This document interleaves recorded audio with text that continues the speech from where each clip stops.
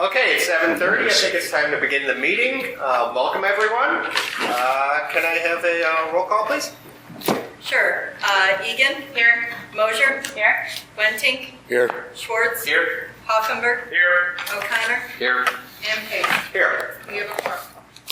I trust that the commissioners have read the minutes to last meeting, which was this last Monday. Any concerns, questions, changes? If none, do I have a motion to approve minutes? I move we approve them as submitted. Is there a second? Second. Favor? Aye. Aye. Opposed? Okay, minutes are accepted. Okay, good deal. Now we start the public hearing. Before we get any further, we have the applicants here, obviously, and probably some other members of the village who want to speak. If you are going to speak, I'd like to swear you all in at this point. So if you would raise your right hand if you intend to speak. Is the testimony you're about to give the truth to the best of your knowledge? Yes. Thank you very much. Okay, this is Plan Commission Case 120, Special Use Permit for Plan Development, Site Plan Approval, and Design Review Permit for 100 North La Grange Road, commonly referred to as McDonald's. If we'd like to start, if staff could give us a presentation. Yes, thank you, Chair. Okay, so this is Planning Commission Case 120, and if I can get my clicker to work, perfect. Maybe not perfect.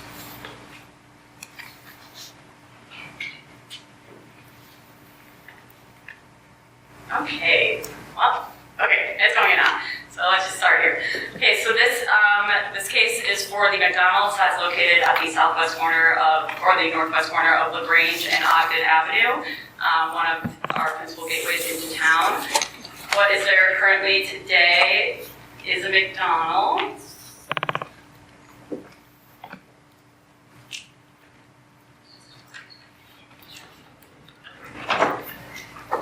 Sorry, everyone, one second.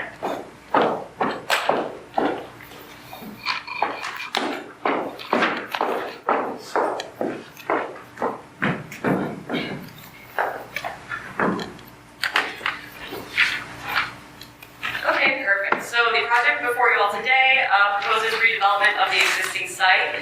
Currently, there is a McDonald's there. The applicant is proposing to raise that McDonald's and construct a slightly larger, about 4,000 square foot facility with a dual drive-through. The parking lot will be reconfigured, providing a total of 23 parking stalls. There will be bike parking spaces on the property, and then we will also get into kind of more specifics what they're proposing. And we can go to the next slide. Or, so sorry, could you go one more before? Okay, sorry, we're on the first slide. So some background about the existing site. In 1984, the village board approved a special use permit to allow construction of a gas station at the property. And in 1996, the village board adopted another ordinance granting special use permit and site plan approval for a drive-through eating facility with gas station convenience store. And that was how the site remained in place until about 2019, when the gas station canopy and pumps were removed from the site and the convenience store ceased operations. The ordinance at the time from 1996 also included a limitation of the hours of operations for the drive-through, and from 6 a.m. to 11 p.m. The special use and site plan approval were consequently amended in 1997 to finalize landscaping and screening of the site. And during that amendment process in 1997, the village facilitated and documented points of agreement between McDonald's and a residential property immediately to the west regarding installation of a refuse area. So what we see today is that masonry brick that was all in your packets. And then also some consideration regarding deliveries during certain hours, which would be that 6 a.m. to 11 p.m. Then it also related to drainage issues and daily garbage pickup those were concerns of the neighboring residents at the time, and the impact that trash may have. Okay. And then also more recently in September 2022, the village met with the applicant and had a pre-application meeting about this project, which members of the Planning Commission were there, village board members were there, village staff was there, and comments were provided and were in your packet that you all reviewed today. So some surrounding area context, I did mention that residential property. You can see that R4 yellow to the northwest. The site is C3. Immediately to the west is an institutional building. It's a church. And then again to the south is C3L. Immediately there's that multi-tenant commercial building with Chipotle, Nothing Bun Cakes, and the T-Mobile mattress firm to the east. So this area is pretty much commercial, again, aside from those nearby residential. And I did want to talk about how the site is changing because, again, the use is not changing. This is an existing McDonald's. It's going to be a new McDonald's. So no use change, but there are some site considerations in mind. So as you can see on that left image, that aerial view, that's the existing site today. You can see that there are 3 access points, 1 on Ogden and 2 on La Grange Road. You can also see the design of the parking lot is slightly different. There's more parking spaces on the west side of the lot. And again, this is only 1 drive-through lane. The new building is slightly to the west and to the south. And you can see that they are proposing to get rid of that southern access drive on La Grange Road, keeping the 1 and the Ogden. So there will be no left turn onto Ogden on that southern access point, and then full access on the north.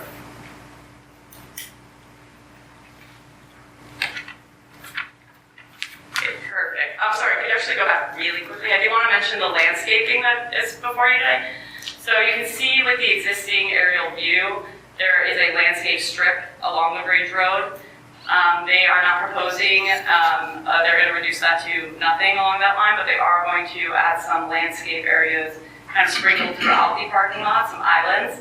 You can also see that there's going to be an outdoor dining area to the south of the building, which is not currently existing today. Next, thank you. Okay, so the property is located within the Design Overlay District, which is one of the requests before you today, in addition to the site plan approval and the special use for plan development.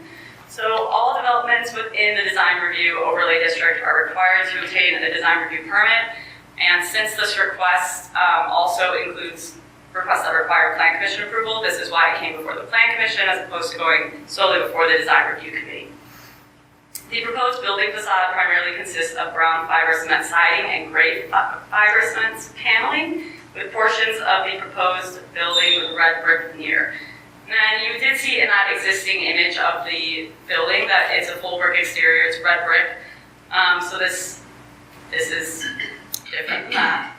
The applicant's submittals all contain the colored renderings that you saw. There's also the material board up there with the Plan Commission if you want to pass that around amongst yourself. Okay, and so while the existing building is not of historical significance, the facade is primarily constructed of natural masonry materials, which is similar to that surrounding area. When you're driving around there, you can see that those multi-tenant, that Chipotle, that multi-tenant building, and then the other commercial properties, they all kind of look that similar masonry stone, which is something that the design review guidelines do take into account, as this is a principal gateway into town, is that type of uniformity and that type of timeless facade look that those design standards are going for. The urban design guidelines also provide recommendations related to height, streetscape, parking facilities. This building is, I believe it's approximately 22 feet. That's correct. I'll verify that in a minute. Sorry, 1 moment. Okay, so streetscape elements such as street parkway trees and grates or planted parkway planting beds and coordinated pedestrian amenities such as benches, a planter, those are things that the design review guidelines take into account. The applicant is proposing a planter box for their monument sign at their corner, and per recommendations provided in the feedback of the pre-op meeting, the applicant did originally revise this submittal because staff and Plan Commission members at that meeting did request that that planter, that monument sign planter, be moved back towards the site to allow for more pedestrian room and, more of a pedestrian safety access point. The applicant is also going to replace the pavers in need of replacement along there because they are proposing right-of-way work with their driveways. And next.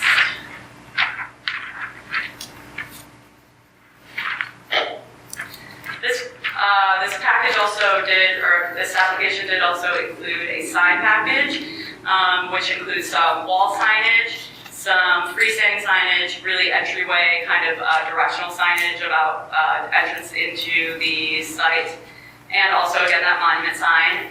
And something that our code doesn't necessarily consider is drive-thru signage.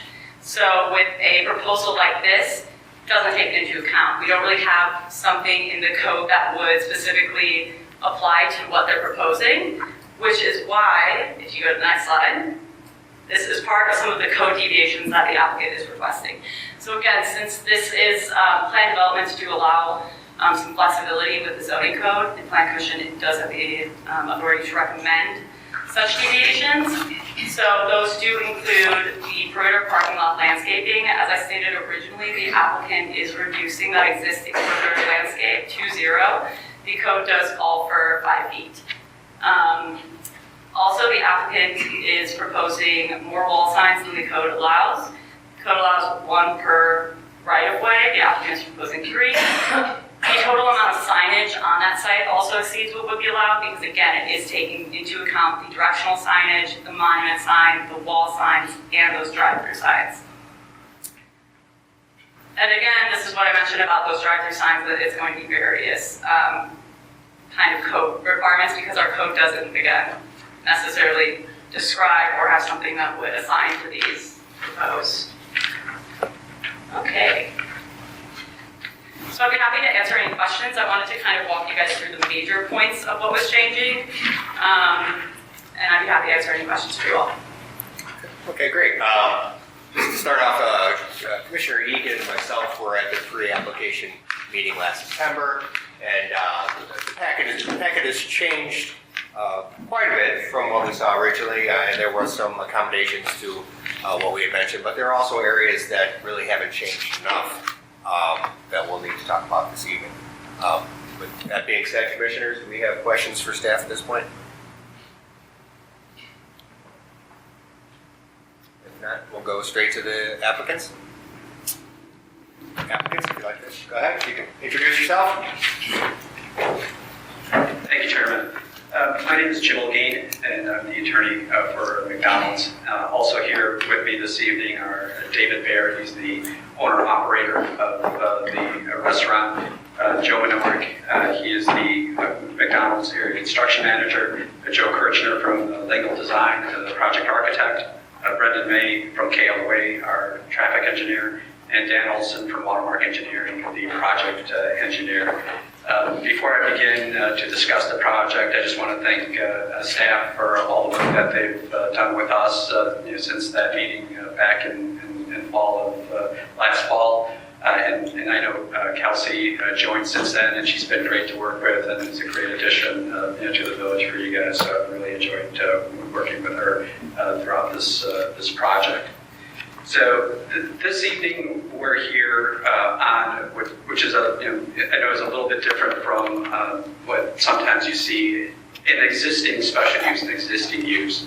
So while typically a lot of times when we're dealing with a special use, we have all the standards and we've submitted our responses to the special use standards for the record. But the village previously has indicated that this special use is appropriate at this location. So instead of going through those standards, what I'd like to focus on is really what we're doing on the site to make it better.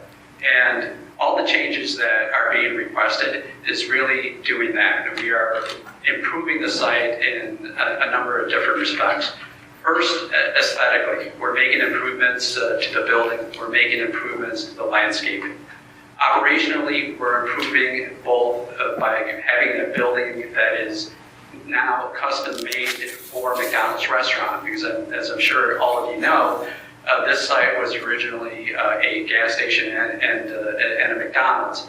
And the building, although we took it over and really improved it from when it was also a gas station use, we were dealing with a building that wasn't tailor-made for a McDonald's restaurant.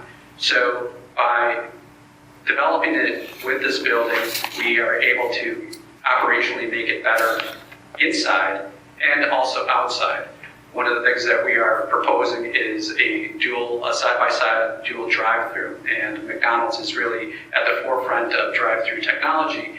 And what we've been able to obtain, and as far as information, is that the dual drive-thru is really the most efficient drive-thru configuration that there is. And what that means is that we're going to be able to, it's about, from what is presently there, 20 to 25% more efficient. And what that means is that we can get cars through the site faster and more efficiently, which means lower queues, you don't have as many people queuing up, and we were able to present their food in a more expedient manner. The other component that we're improving the site is just the overall operation of the site in the sense of the traffic circulation. And we're going to have Dan Olson come up momentarily to discuss what those site improvements. Kelsey did an excellent job of outlining them, but Dan, if you could highlight a few of the other items that we're making.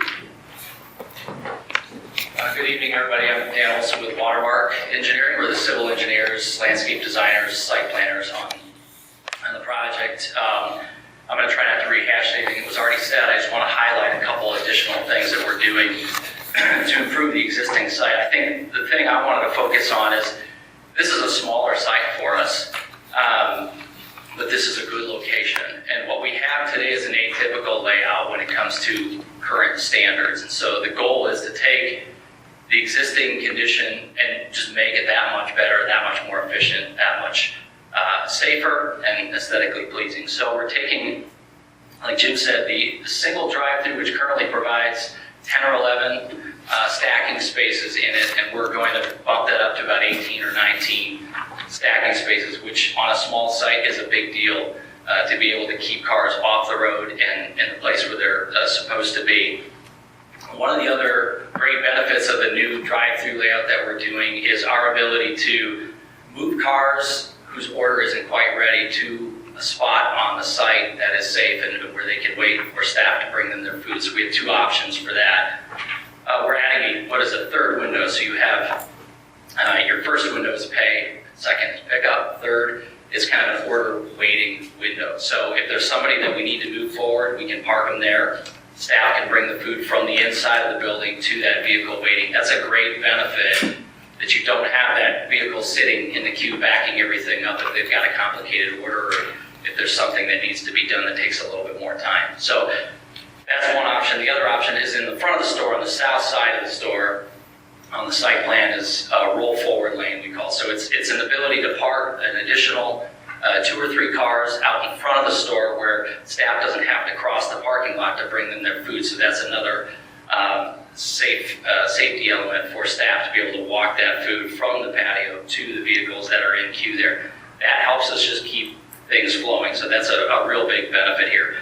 I want to touch quickly on the menu boards. We talked about those. The code doesn't really contemplate those, but the menu boards that we're proposing at this location are current with our modern standards, which is they're about half the size that they used to be. So they used to be pretty sizable. They're down to about 20 square foot for the menu board, which is a significant reduction.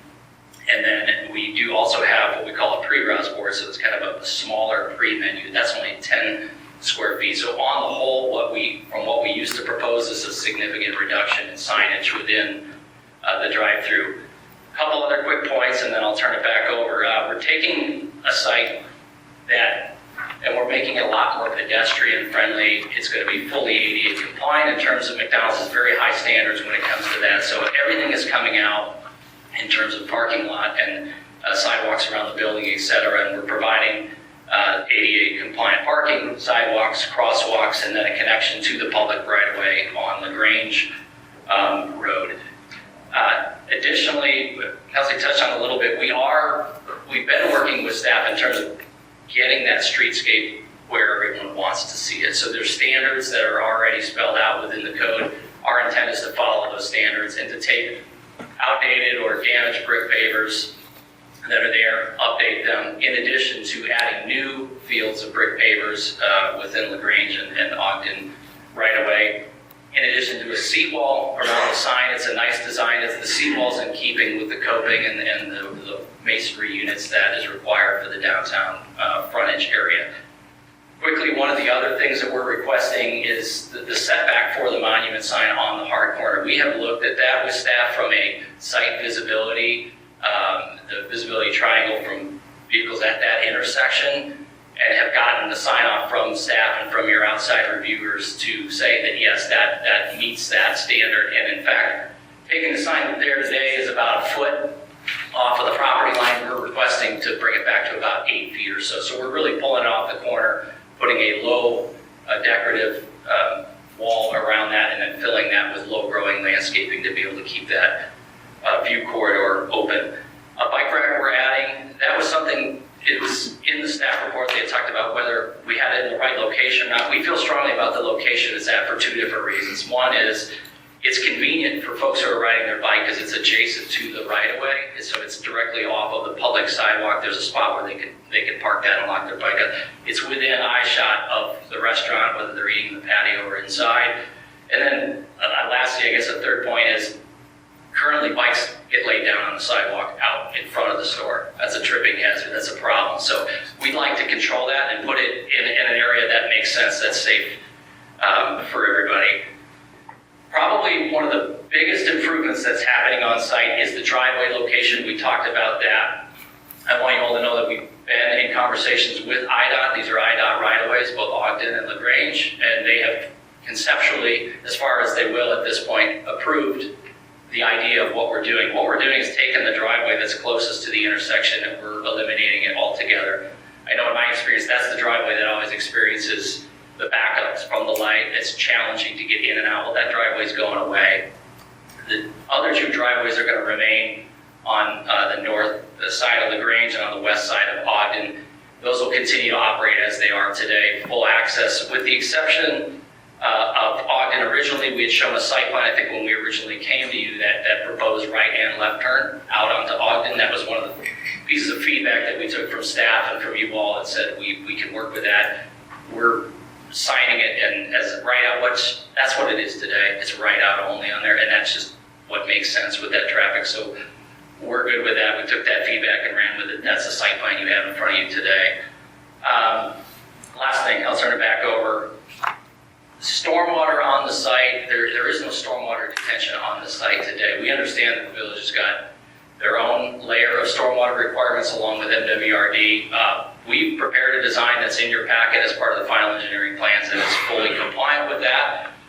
So not only meeting the volume control, so the amount of the storage that we're providing under the parking lot, but also volume control for MWRD standards, which is that infiltration of stormwater that they want to see. We're meeting that through some stone around the underground detention. So our plan is to fully comply with that. And then last thing, lots of new landscaping across the site. So we're taking everything that's there, wiping it out, and we provided landscaping in every conceivable location that we can. I understand we're asking for some setback variances from the road, but this is all in an effort to bring the site to a place where it's safe and operational for an existing use, and we're trying to make something that's there today better. So I thank you for your time and be available for questions. Thank you. Thank you, Dan. And just to point out, in terms of the stormwater detention that Dan mentioned, what is going to be built is it's something that's going to be fairly costly, but it does meet all the requirements that the village would like. Now, I'd like to ask Joe to come up and talk about the building and the architecture and the materials that are being proposed.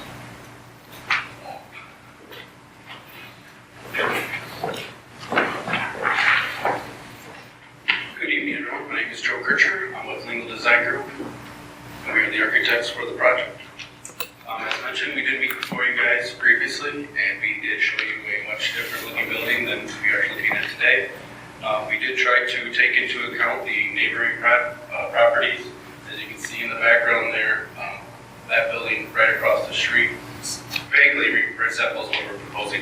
here?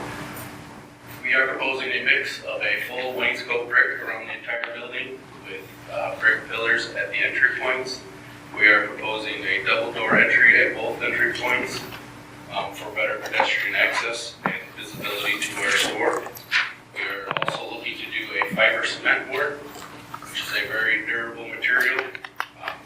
We're proposing all the siding area as well as the accent there on the top front where the signs are proposed. And then along the drive-thru windows, we are proposing an Apollo metal panel material, which is also very durable and high valuable material to help make our drive-thru windows stand out so you know where you're pulling up to to help keep traffic flowing. Before you go on, quick question, sorry, I hate to do this. I see that picture and I see these pictures here, and Yes, there it's is very light and this is very dark. so we are proposing the sample is the correct color of the This is more, printing it out. It did come out a lot lighter than it should have. I mean, that's a lot lighter than, Yes, we've, example there on the it actual. look more like this. Yes, This is the exact material. yes, yes. It is a sample of the exact material. The brick will be a full brick. Sorry, hate to stop. You're fine, no, go right ahead. I'm here to answer any questions. On the back, we are proposing a full brick brand wall, proposing our arch logo, to give us more visibility to our store. Help direct traffic as we will be losing one of the entry points to our store. We are proposing the alternate heights in the building to help give it the aesthetic pleasing look of the surrounding buildings. More still of a traditional design, slightly. Again, I'm here to answer any questions. Thank you very much. Thank you. Thank you, Joe. So I think that really outlines all the items regarding the improvements that are being made to the site. I guess at this point, I just wanted to, I know that the staff provided some recommendations for you to consider, and I just wanted to go through those in terms of our position as to those particular items. One, in terms of maintaining the current special use limits of hours of operation, what we would be requesting is not that the restaurant would go to this, but the option to go to 24 hours. Just so if the business dictates that there is a demand to be able to do that. We believe that the concerns regarding 24 hours that existed when those limitations were imposed at that time, we don't think that those concerns exist, and therefore warrants the ability to give us the opportunity to go to that type of operational timing. Number two was regarding the lighting levels during non-operational hours. We don't have an objection to working with that. What we are planning on using is the existing lighting on site. So from a lighting standpoint, we're using the same poles, which as our construction folks looked at, they're already pretty low, so they're not really casting a lot of light. They're fairly short poles and they're LEDs, but we don't have any objection with lowering the lighting level during times of when it's not in business. In terms of the building materials, we believe that what is being presented right now is something that fits in with the character of the area, and we would request that we maintain what is being proposed and that proposal be approved. In terms of replacing cracked, uneven, or damaged sidewalk squares, we did take a look at the site, and the sidewalk was actually in pretty good shape, other than a few areas, some of which is going to be taken up and replaced either by the work that's going to be done for the drive-thru or drive aisle improvements, or some of the brick paver improvements So as to that, just repairing anything that might be broken, we have no objection as to that particular item. The next one is there is a parking stall, if you can bring up the site plan, that is located on the southwest corner of the property. It has been requested that that stall be removed. From an operational standpoint, we believe that that additional parking is something that is needed. We would go ahead and use that parking stall for our manager. So it's not something that would have a lot of in and out movement. It would just be an employee parking. And once again, just knowing how the operation of the business is and what our parking demand is, we believe that having that parking stall is something that that is important to the overall operation of the business. The final comment is something that Dan already touched on, which is removing the bike parking near the building entrance. We've just, once again, from an operational standpoint, we have kids that come up and they don't necessarily use the bike rack. They just kind of set their bikes down. And when you have that by the door, it can cause some obstruction, especially if people are coming out with food and they're not necessarily paying as much attention. So having it at the location that we're proposing it, we believe from just an overall operation standpoint, functions the best. So with that, I think that that answers or that addresses a lot of those comments. The only other item that I believe that was mentioned was regarding the trash pickup, and what we would like is just to have a trash pickup as is typical with most McDonald's restaurants, maybe 3 times a week, which is consistent with David's other restaurants. So with that, we'd be happy to answer any questions that you might have. And we look forward to your support. Do you have someone to address the construction process? How disruptive it will be to the village? How long it takes?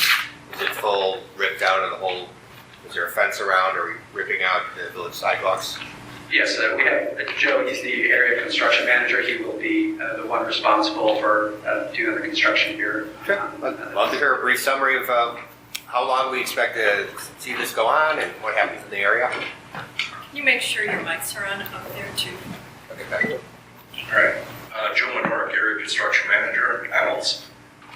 I'll see if I can recall each of your questions in the order that you asked them. Okay, so a project like this is probably scheduled for 15 weeks, including the week that we have included for demolition, and that would include the underground stormwater retention as well.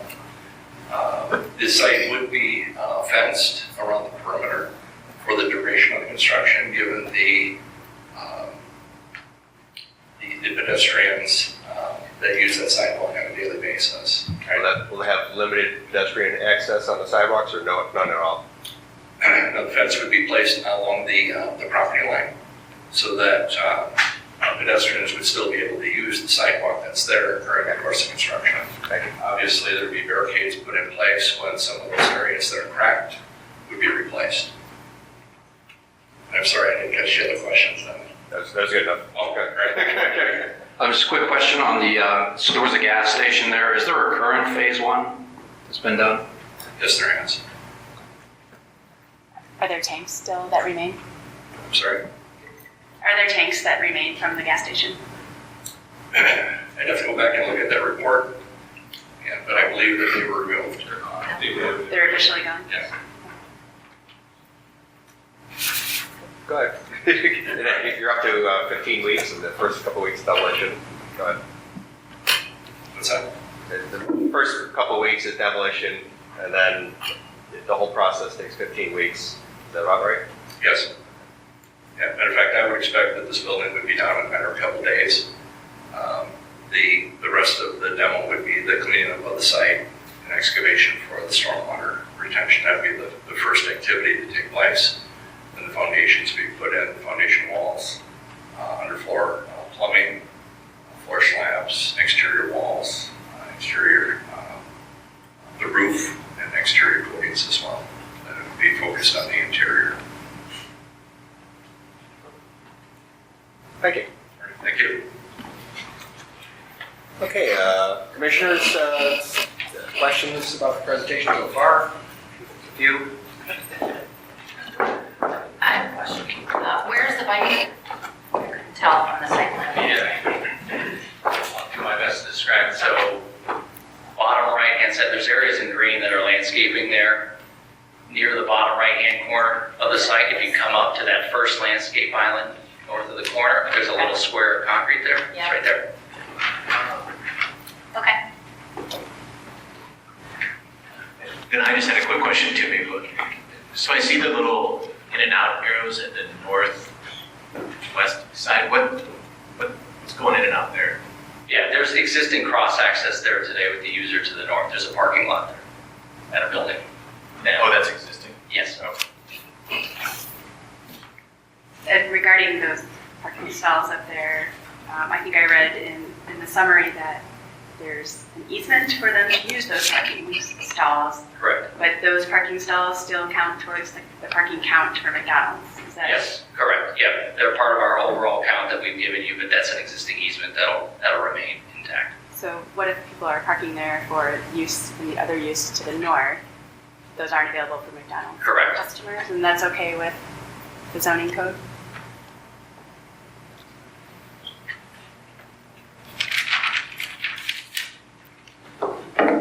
It's an existing shared parking arrangement. It's been in place for their agreement. Okay.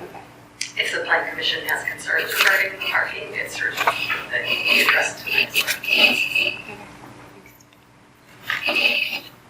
While you're on the parking question, I see you have one handicap spot right in the middle of the eastern side, but the two other on the far north side, is that where they are? Yes, Is that also the shared parking? yes.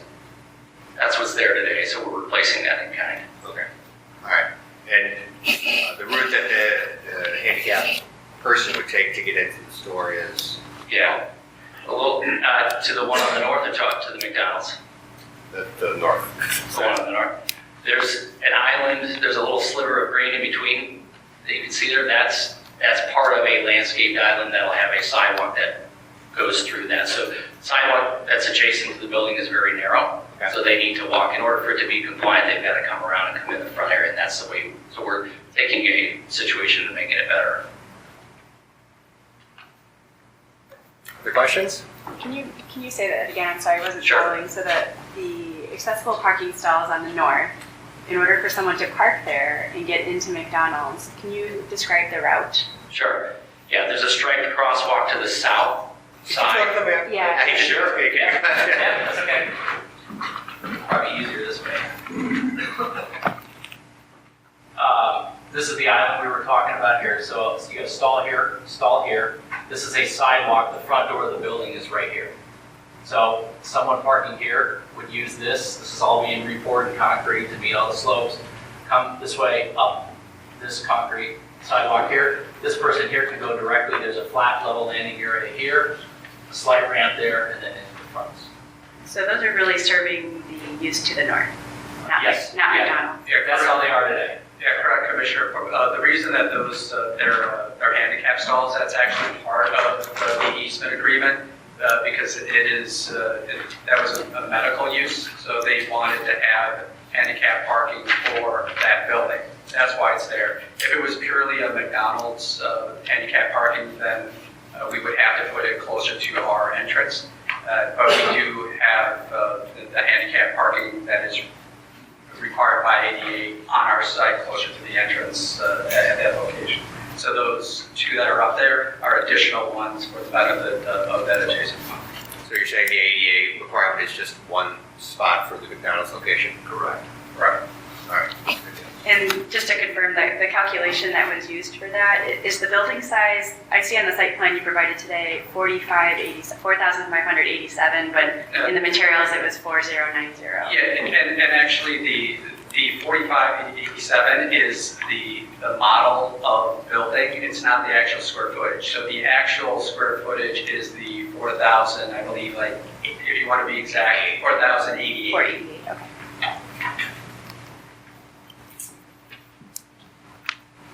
Can you go into a little bit more detail when you were explaining about the flexibility on the 24 hours? I want to get a better understanding of what your ask is.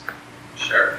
And this is, and Christian, this is an actual asset we have for all of our locations in terms of having the ability that if it is necessary or if we believe from a business standpoint the demand is there, to be able to continue hours of operation beyond, like in this case, 11 p.m. or whatever the requirement previously was. So it's just the ability to do that, because if we don't have that ability at this juncture and we have that required demand, then it becomes another public hearing. It's a much extended process in order to be able to do that. So since we're going through the public hearing process now, it makes sense to have that request. We would obviously only go to that extended hours of operation if the demand was there. And sometimes as this is a very vibrant downtown area, closing at midnight or thereabouts, at some point in time might not necessarily make sense. That there might be a desire for folks to, when they're looking for food at around that time, to be open for them. So that is why we're requesting that at this point. We're not saying we're going to go to that now, but just add a bit. Would that be the restaurants open, or just drive-thrus open, or the whole thing's open? Typically, it's just the drive-thrus. I'll have David.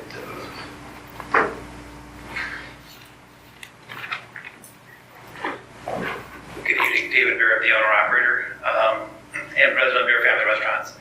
Typically, our restaurants, we do not keep our dining rooms open. That's just for safety of our employees, as well as where the demand is coming for our business. What we've seen over the past few years, especially post-COVID, is people's dining habits have significantly changed. Our dining rooms are nowhere near as busy as they once were. And people now are taking food home either through the drive-thru or through delivery. This particular restaurant is a very high delivery restaurant. And there are ways for us to address delivery for a lot of our patrons and people in the community who want to eat past midnight. By having delivery drivers come to the restaurant, we'll make it easier for them with newer technology that McDonald's is developing now. Would never, in my opinion, would never be a dining room restaurant. I would never want to say never, but that would never be how I would operate it with the dining room open. It would be drive-through, and delivery is where our business was looking today. And that's just really to feed the needs of the consumer and the community.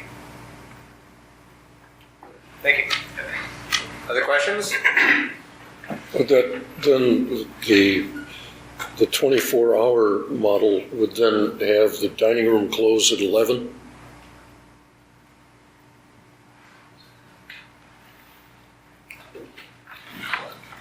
Sorry, can you say one more time, please? If you operate 24 hours, would the dining room close at 11, but the drive-through and delivery Yes. continue? The dining room would close, the latest it would close would be 11 o'clock. Some of my restaurants, I close the dining rooms at 9 o'clock. All right. Right? We're fortunate in La Grange. We have a pretty safe community, but I've got other communities where we close the dining room down at 7 o'clock at night. Thank you. Commissioners, any more? Yeah, I'd like to go back to the kind of the drive-through and the queue areas, if you don't mind.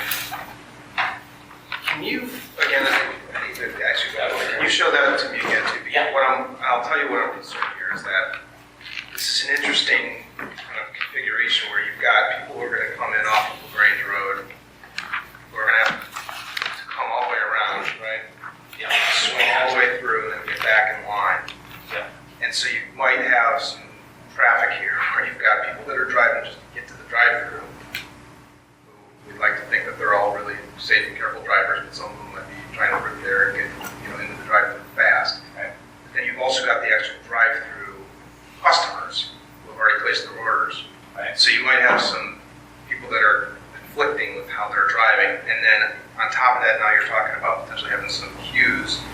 And I didn't understand where those would be located, because I thought you mentioned that there might be in a spot where the employees wouldn't have to walk through the parking lot. So if you could explain that a little bit further. Sure, yeah. I'll start with the last piece of that. So the third window is here where we park cars. We talked about that, where the food can be delivered right through a window. The other queuing spaces are along the front of the store here. So this dimension here, I don't know if I have it in front of me, it's well over 30 feet in this area here. So we've got a dedicated lane that will be striped for those cars to sit there, and these movements to happen in this area. There's plenty of room. This is a very typical layout for us. This is a little bit of a tighter site, but if you've been out there today, this is a vast improvement from what's out there. So I have the cars that are shown here just to kind of demonstrate how far back we can come. There's 18 or 19 stacking spaces here, which is a tremendous amount of stacking. So I believe there's plenty of room operationally in here. There's dedicated spots here that is out of that drive aisle entirely. And so it's the best case scenario on the site. So if you were to have 3 cars stacked and waiting, Yeah. I know that seems probably unlikely, but let's just play with that scenario. Sure. The cars that have then actually been served and got their food are going to have to drive around them, right, to get out. It almost forces them to turn right onto Ogden. But if they were to say, I want to go up to the entrance in the north to La Grange, they're going to have to kind of veer across. This is where I'm worried it's getting a little tight here, because you also then have cars that are coming all the way around, trying to get into the queue.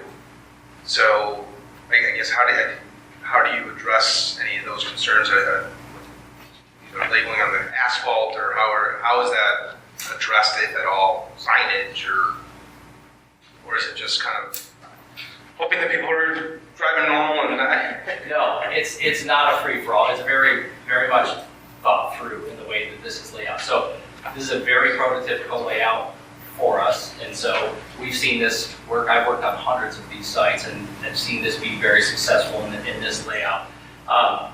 There is a significant amount of thought that goes into the striping and the signage and the way we're directing traffic. So there will be no mystery in terms of where you're supposed to go and how things are laid out. Plus, I go back to this area right here. We kept this as wide as we could within the site constraints to allow those movements to happen in a safe way. So you're right, there's a fair amount that's going on in here, but I believe the way we've addressed it through signage, through striping, and operationally through the way that David runs the store, these cars are going to know where they're going and what they're doing in this area. And I think it's the best case scenario here. I think it'll work well.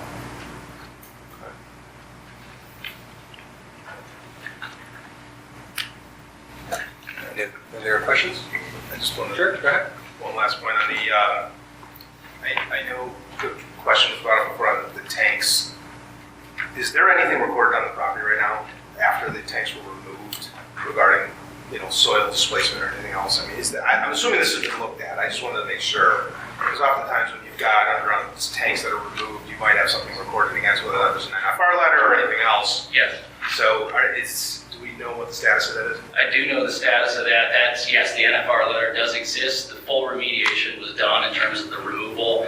No more contamination than NFR letter is in place. One of the things we look at as a civil on the project is to ensure MWRD wants us to infiltrate water into the ground. And so we're very concerned about the existing condition and the existing use that's there. So we've had our geotech go back out to the site, verify, take some additional samples, and make sure that there indeed isn't any contamination that's still there. So yes, the NFR letter exists. Yes, we worked around that in terms of even the location of the stormwater. It makes sense where it's at, but it's also the furthest that it can be from where the tanks were originally. So it's all been cleaned up and contemplated. Okay, and then assuming that WRD was involved with knowing what previous use in ILEPA and...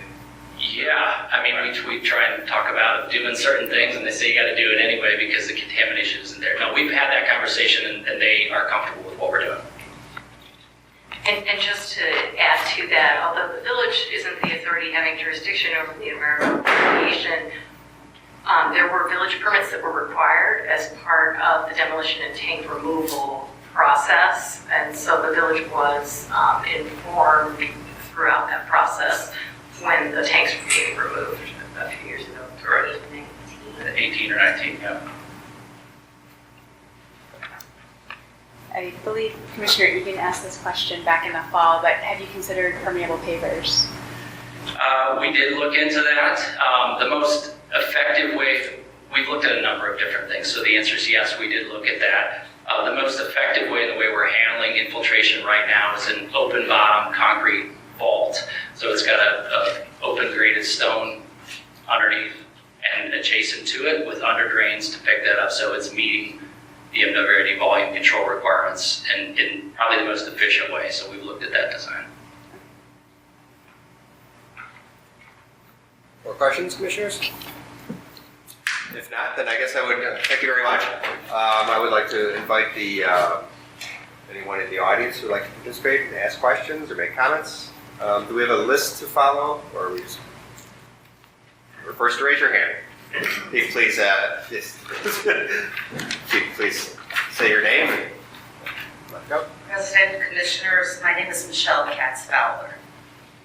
I live at 115 North Madison Avenue. I'm home directly behind McDonald's. The last time I was before this group was in 1996. I don't know how familiar you are with the history of what's transpired between the residents and McDonald's, but back in 1996, this room was full, and the Plan Commission actually denied the special use permit. It then went to the board. There was a split vote, and the board voted to give the special use permit to McDonald's. That was followed by, before that became final, there were negotiations between myself and my husband, McDonald's, their attorney, the village attorney, who at that time was Bernie Martin, the director of building and zoning, who at that time was Pat Benjamin. Ted Hadley was a board member. He acted on behalf of the board in helping us to all reach consensus so that there didn't need to be any more action taken, litigation, or anything. And at that time, a deal was struck with all of the parties who were involved. It subsequently went before the board for a vote in March, and it was made part of the special use permit. And it's a special covenant that's been in place the last 26 years. And it's been in place, I'm going to suggest to you, and I'm going to give you a basis for my belief, because there were concerns that were expressed by us and our neighbors as to the potential harm that McDonald's could cause us. And in response to those concerns, an agreement was struck whereby, most importantly, unlike all other businesses in La Grange, McDonald's was required and agreed to have daily garbage disposal so that we wouldn't be exposed to any pests. In addition to that, the wall that surrounds the garbage area is a brick wall, it's mason wall, and then there is a board-on-board wall that extends beyond that area. Another key point, I know you have it in the notes, I went through the package. Another key point was deliveries, that deliveries were to take place during business hours. And business hours, and this wasn't part of our special covenant, this was just what the Plan Commission and then the board determined to be the hours of operation. And those hours of operation for the last 26 years, and apparently have been profitable enough that they're coming back and they're asking you for a new special use permit to expand the facility, have been 6 in the morning until 11 at night. And that's how it stood. And that arrangement was one that struck us as a proper balancing of the interests of businesses and the interest of the village in having those businesses come here and provide the tax dollars and the support that we need for schools and for everything else. We've been residents of this town for 31 years. We've raised our family here. We are deeply committed. We have both played leadership roles in various aspects in the community. And we've come to understand that there's a very fragile balance that operates to ensure that people who live adjacent to a commercial property can continue to live there safely. What I'm asking you for today, and it was my hope that I wouldn't have to be here today, but I did have to be here today because I couldn't get the assurances that I requested from McDonald's. So I'm coming to you, our representatives, to ask you to please do what is the lodestar in your strategic plan, which is to preserve and enhance the quality of life we enjoy in La Grange. I'm asking for nothing more than that. Specifically, I'm asking that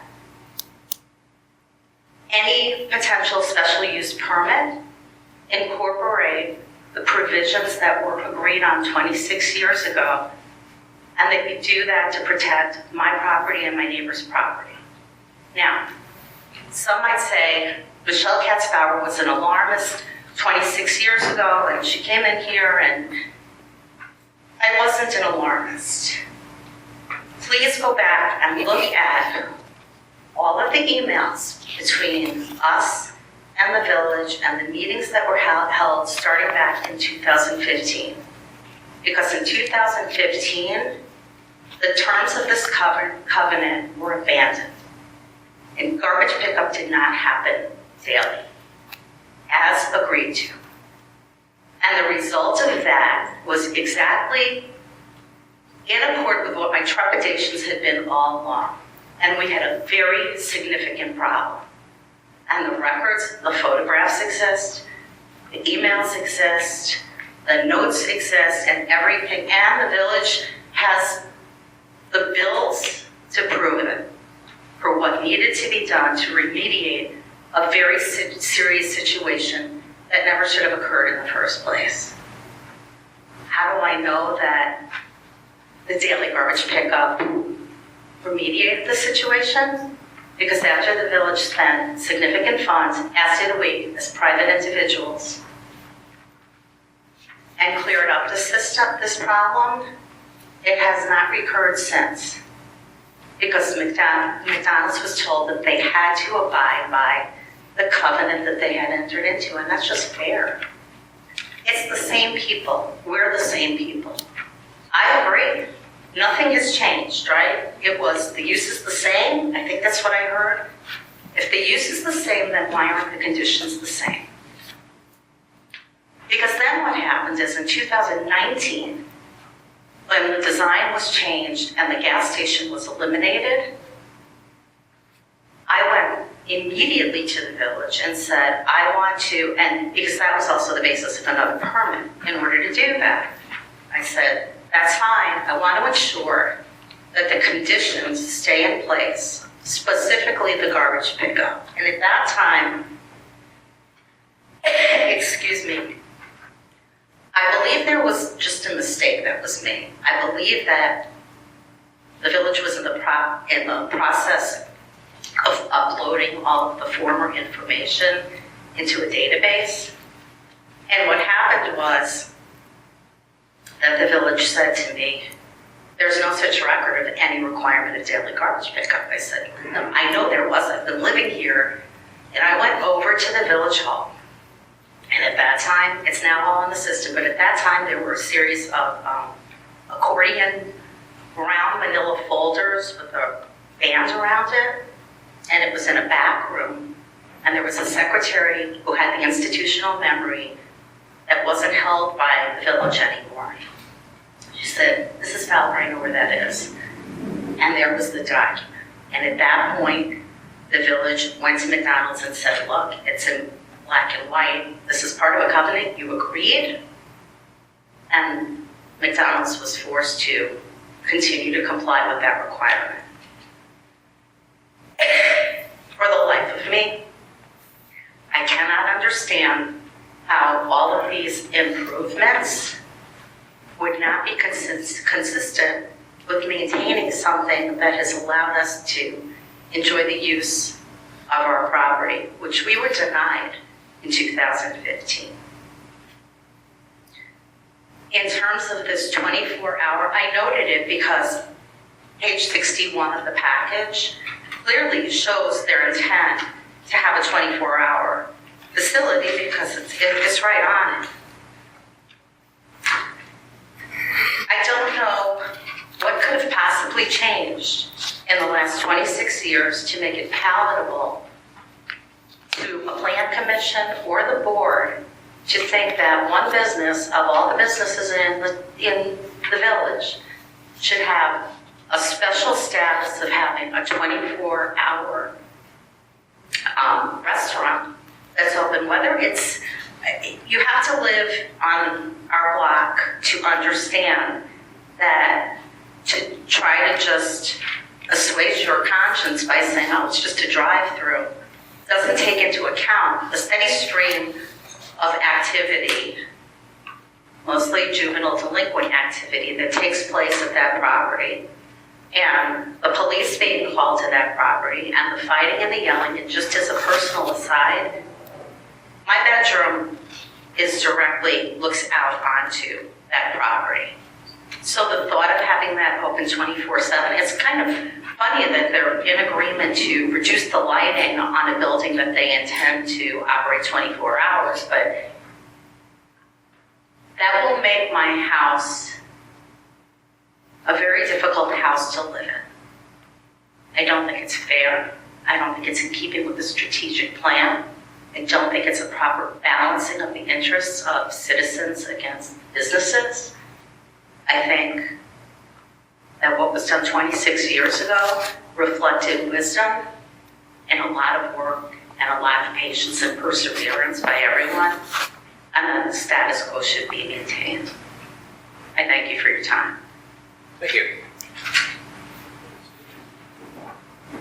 My name's Phil Fowler. I'm Michelle's husband, and I'm not going to repeat anything that she said, but when I came home from work today, I looked at the zoning statute in the town, because when it was here before, there were some issues relative to, and one of the things I think the commission needs to decide is whether or not what's being proposed is in compliance with the zoning statute in the first instance, regardless of what they want to do with the special permit. I think Commissioner, I think he's a Boschner, I can't read, but I thought I asked some very poignant questions with respect to parking.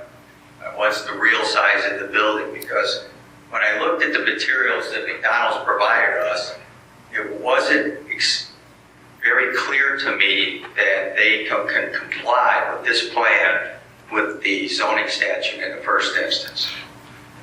That's aside from the fact that McDonald employees now park off-site at the church next door. I don't know if it's through an operation agreement or not, but it happens. I thought the traffic engineer made a pretty valid statement and an admission that they don't usually do that on a site this small, right? They need to squeeze it in there, shoehorn it in there. And I think I would ask you to ask, because I haven't studied this close enough, but if it's 45,000 square feet, or 4,500 as opposed to 4,000, that's another couple of spots. They kind of admitted they need the one spot you want them to remove, even under their scenario, be within the statute.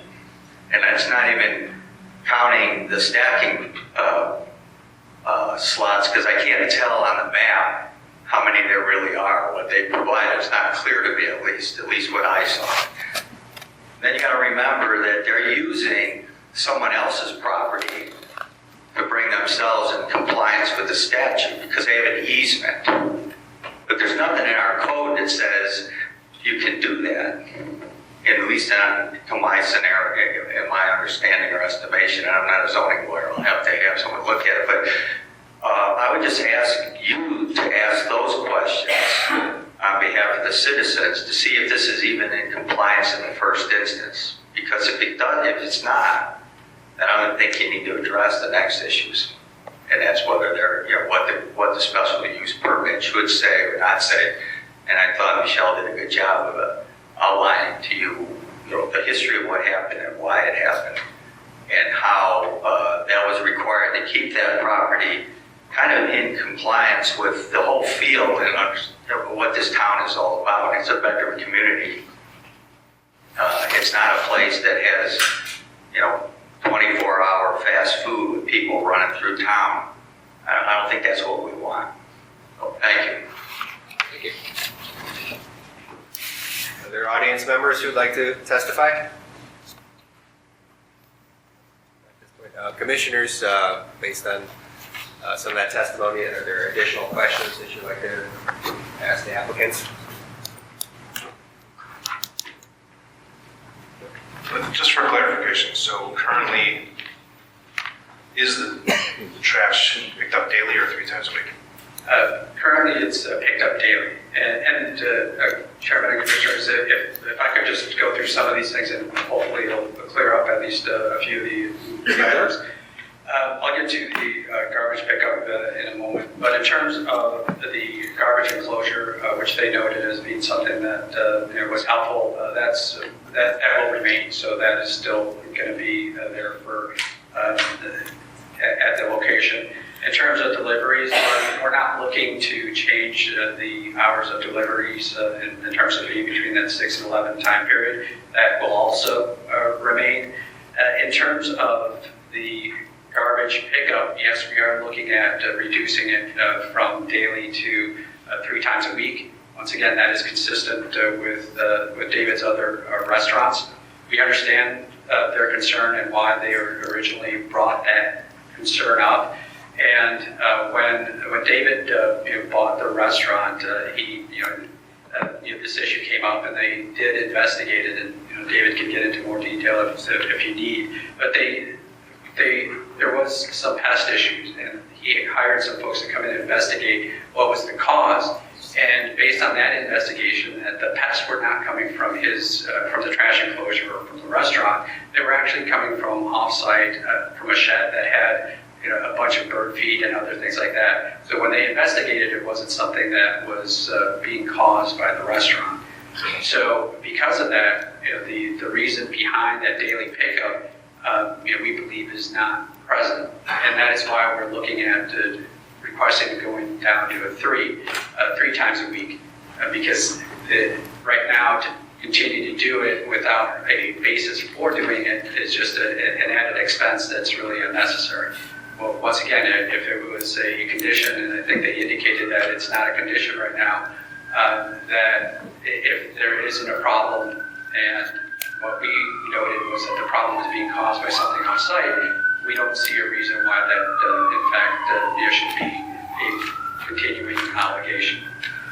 In terms of a couple of the comments in terms of the parking, once again, the 4,500 number that you'll see on the site plan on the building, that is the type of model of building, not the square footage. The correct square footage, as is noted in the plans, is 4,088.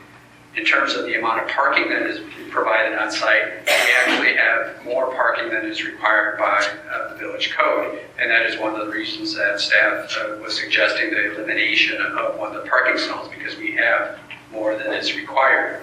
In terms of the parking easement, that parking easement is not for our benefit, it's actually for the benefit of the adjacent property owner, because that property owner to the north of us doesn't have much parking. Really the only parking that it has is behind the building, which is part of the reason they need to be able to go through our lot to access it. It's a very, very small parking lot, and that's why they asked for and received at some point in time this parking easement. So once again, it's not an easement for our benefit, and we currently comply with the village's requirements for parking. Thank you. More questions? And Carrie, I don't know if you can speak to that. I'm a little unclear as to the history of the garbage, the daily or 3 times a week pickup. You have the... So in your packets, as an attachment to the 1997 ordinance, there's a document titled Meeting Notes that reflects the notes as signed by Patrick Benjamin, Director of Building and Zoning at the time, stating the points that were agreed to between both parties being McDonald's and the Fowlers. May I say something? Wait 1 second, please. That references IDPH food service code, so... Well, it says that the garbage is to be removed daily per IDPH food service sanitation code. So the current IDPH food service sanitation code does not mandate daily refuse removal. It mandates refuse removal of a frequency sufficient to prevent odors, leaking on the ground, overflowing garbage, pests, and other rodents. So any kind of sort of adverse impact, that's the way the IDPH rules are written, which are based on the FDA food code. It doesn't specify a particular frequency with which the garbage has to be picked up under the current code. I don't have access to what was the code in 1960. So based on staff's review, the covenant that was referred to is basically as presented, and is it mostly being enforced at this point in time? So, the way that I would characterize it, this document is, I don't know that I would use the word covenant. I think that's a legal conclusion, and I'm not saying it's wrong, but the document itself states meeting notes, describes the meeting, and that an agreement was had, and it is signed by Patrick Benjamin, Director of Building and Zoning. The village is not a party to this document, other than signing it perhaps as a witness. And I would leave it to the parties to have to figure out, is it a legal binding document? It is not as part of the ordinance as a condition. So I think that using the word covenant, it doesn't say that it runs with the land, it doesn't have a term. So I want to be careful, because you can have oral agreements, and this appears to be a document that purports to memorialize or witness some sort of oral agreement. To the extent that you think it's appropriate as part of the zoning relief that is being asked for, to put conditions in an ordinance that you would want the village to enforce, or at least have the option of enforcing, I would recommend that would be part of your the conditions that you recommend. If you do not think it is something that is should be enforced by the village, it should not be part of the ordinance, that would be your prerogative not to recommend that. And then I think it would be up to the parties to decide whether or not they believe this is a legally binding document, what their remedies would be, how they would go about enforcing it. If it is a covenant that would be binding, that would be enforceable. But from a purely zoning perspective, you may want to have a discussion of whether or not you think the items in this document that are listed are worthy of being part of a condition, if you think that's appropriate. So your advice is that this is not the proper vehicle to accomplish either side of this? We are not, based on these meeting notes, we are a witness to what appeared to be an agreement. Whether that's enforceable or not, I think is a legal conclusion that would be inappropriate for us to make. But this is not an agreement that allows us to enforce. We did not sign it as a party. Got it. So again, I go back to the question of, if you think conditions are appropriate, that you want the village to potentially enforce if there's a violation of those conditions, I think it's best that they be expressly set forth in any zoning approval as a condition of the zoning. And then it's clear, and then we would have that option. Thank you. So just to be clear then, so we've been focused on the garbage removal, but the height of the trash enclosure, all these items are essentially part of a questionably enforceable documented notes of a meeting at which the village agreed to this? That's it. What was the plan? Participate. I want to be careful how I characterize it. Is you can have oral contracts. Right. You can have contracts that are also supported by, a course of performance over the time of the contract. As the village attorney, this does not state that it was an agreement that the village agreed to.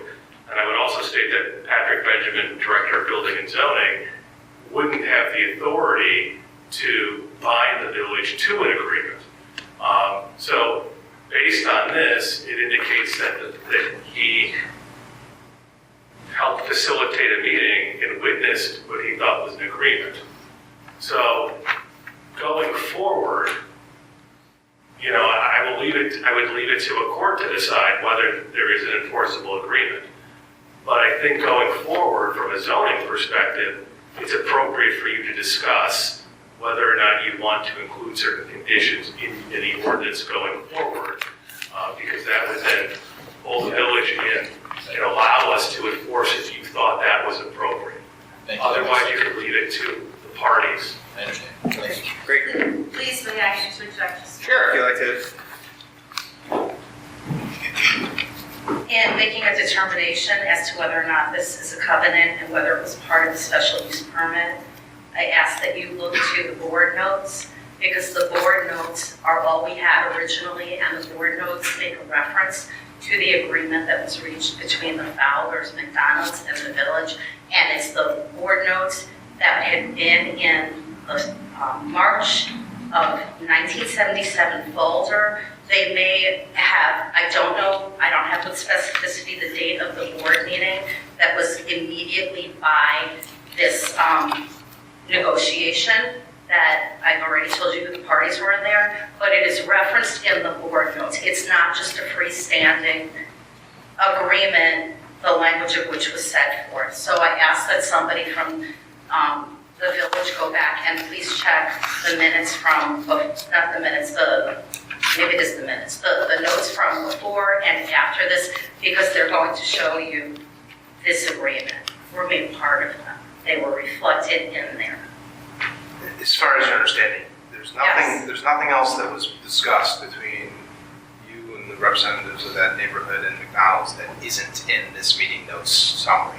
Yeah, the other thing that was discovered, but I don't think that it's an issue because I've been reassured that it used to be that grease could be located off premises of the restaurant.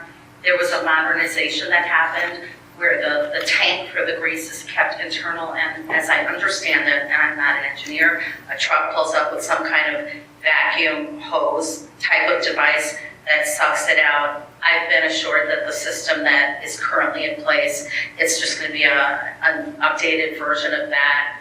That was another concern, was to have freestanding grease. Again, I don't think that's a concern now. With that, aside from that, everything is reflected in the notes that you have and cross-referenced in the board notes. Thank you. More questions of? Chair, I'm just looking through our packet. Where's the request? Maybe I missed it in my review. Where's the request for 24 hours? I guess I didn't. It's not, not that I'm aware of. So is Kelsey, did I miss it? So did I miss here? Is that a request? It sounds like somebody thinks it is. And so I'm just trying to understand if somebody's, has that request been made? But I'd be interested to see one of the picture and have. It sounds And then like also the applicant can speak to this. Yeah, that's what I heard in the presentation. Yes, but so I'd like when to I spoke understand with the what that applicant, is. it's that they want the availability in the future, but at the moment it is not 24 hours, and they do not intend to do that right away, or Correct. if they have an intention. And we just want the option to be able to go through that, because once again, if the hours of operation would change, we would have to go through the special use process again. So we just want to have that option. So just to clarify, you are requesting to amend the special use permit to eliminate the restriction on the hours of operation. Correct. So, there you go. And then one question I had, do we know how many times like a 911 or a police call has been made in relation to this property? Has that been looked at? It was a concern that was raised, so I'd be curious to know what. We did not Okay. pull those reports. The police chief sat in as part of the pre-application meeting, didn't raise any safety concerns related to frequency of 911 visits. We certainly could run a report if that's a concern for the commission. Anything else, Commissioner? No questions for staff, for applicant, anything else? Okay.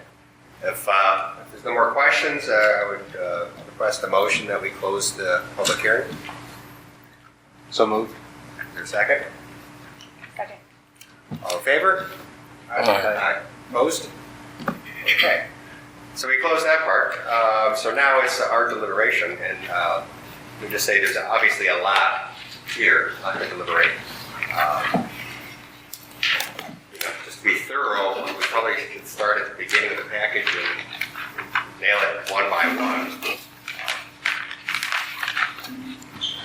before we go any further, does anyone need a break? Are we good to go for a while? We're good? What Okay. time do you think it should go to?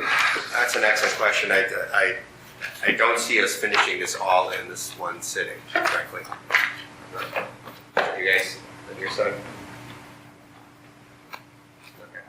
Okay, we'll do what we can. That said, 10 o'clock is the permanent. Is that fair, everyone? Okay, we'll go as far as we can. Mr. Chairman, Yes. to clarify, the request is for an amendment of the prevailing special use through the means of a PD?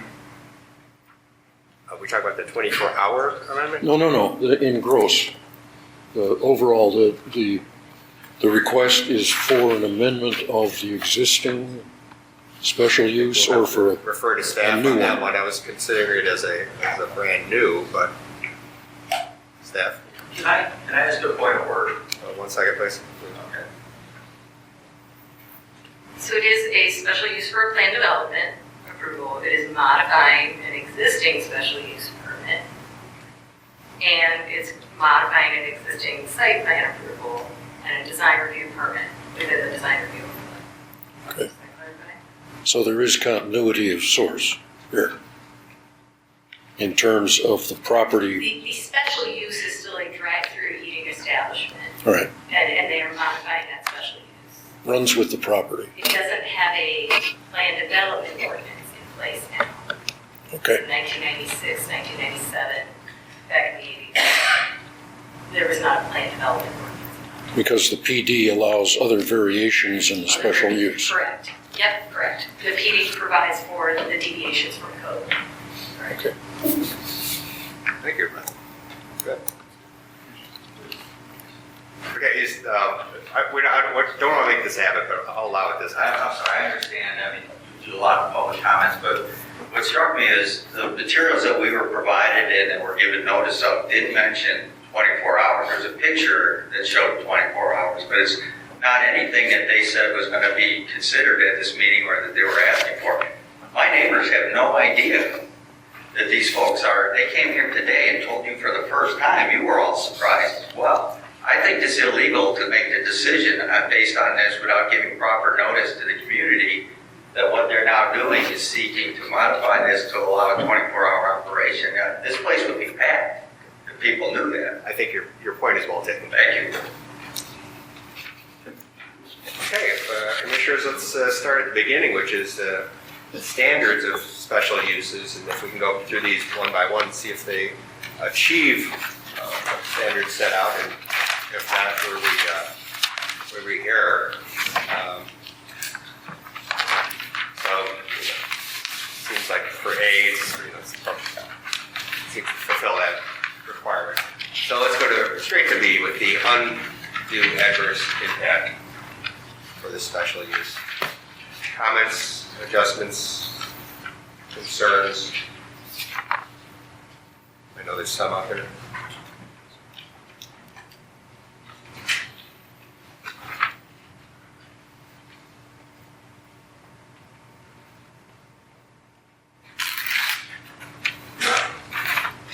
We'll get to, obviously, some of the qualifications and the meeting notes from the prior special use permit negotiations. And I'll just dive right into the main issue. I guess it's not changing much, what's currently there.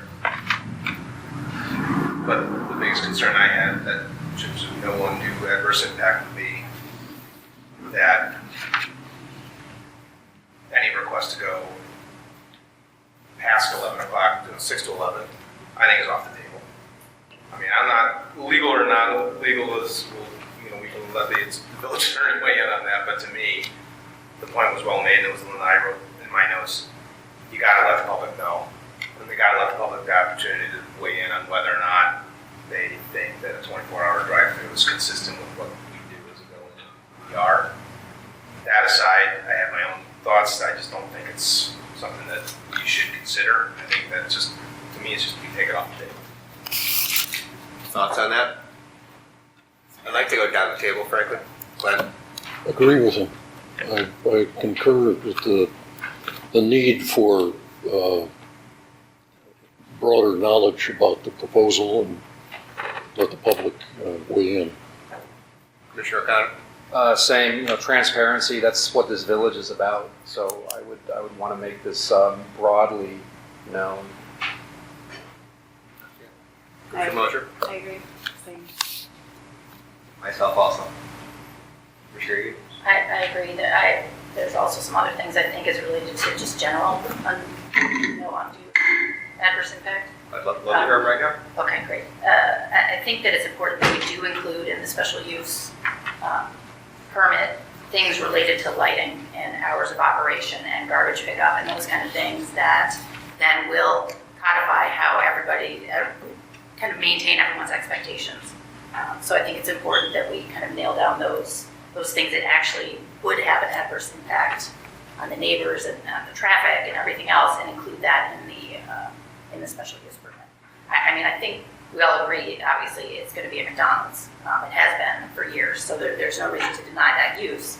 It's just we need to put those conditions on it. I would agree. Commissioner Schwartz? Sure. Okay, sounds good. Hey, while we're on there, let's go over the undue adverse impacts right now, besides the 24 hours and the garbage. And I was unclear if the garbage structure is staying the same as it is, same height, concrete, brick. Okay. Right, but that was just in those meeting notes, so I think we want to include that as part of our. Just as clarification, the applicant is not proposing any changes to that. The plans that are a part of your packet will become a part of the plan development special use ordinance, so they will be part of the requirements to be maintained. It's extracted from the meeting notes and placed in. The existing enclosure that exists today, that is consistent with what was agreed to in those meeting notes, is reflected in the plans that are in your packet and will become a part of the ordinance if approved. Okay. So we can address it by just saying keep the garbage structure as is. To another point, do we need to address the oil? I mean, I worked at a McDonald's back in the day, and I remember the oil. But we put it outside, so I don't know. Is that something that needs to be addressed at all? Like it sounds like it's kind of been dealt with and everybody's okay with it, but can that be changed? The racetrack location is actually shown on the engineering plans that are part of your packet and the seller. So that one. I think as it's described, so it's good. All right. More undue adverse impact. Forgive me, Charity, for just again, for comfort. The masonry wall along the west side is also, I assume, in the drawings. Pardon, I'm sorry. The masonry wall on the west side is, I'm assuming, I think the answer is yes, because it's also part of the renderings, but I just want to make sure again, because I think what we're trying to get comfort here is knowing that these, while I appreciate the village attorney's comment about the questionable enforceability, if you will, of the prior meeting notes, I think hearing from the board, unless I'm wrong, because I actually agree with this too, that incorporating these 5 items is something we want to consider and do. And I just want to make sure that we already talked about the trash enclosure, but the masonry wall on the west side will continue as, I mean, obviously, other than being new and newer materials, but it'll continue as is currently existing, similar to the trash enclosure. Yes, so the existing wall is shown on the landscaping plan, and the current fencing that's south of the existing wall is proposed to be replaced with a similar style privacy fence, but rather than a wood fence, it's a synthetic product. But the height will still be similar to what exists currently.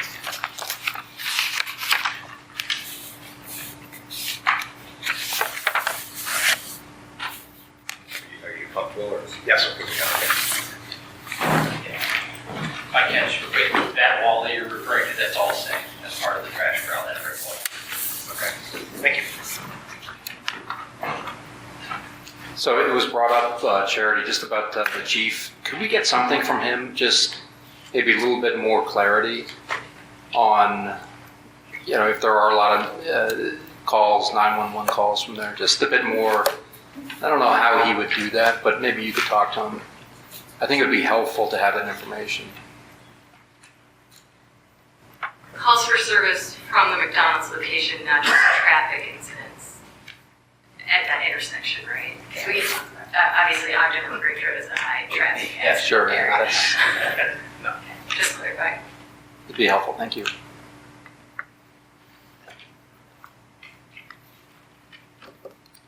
Anything else that's disruptive? Okay. So the next part is any interference with surrounding developments. Personally, don't see it. Just during construction phase, that'd be it. Adequate public facilities. Comments. We talked about the bike rack at the public facility. Stormwater detention. The engineers signed off on that. So I think I'm okay with that.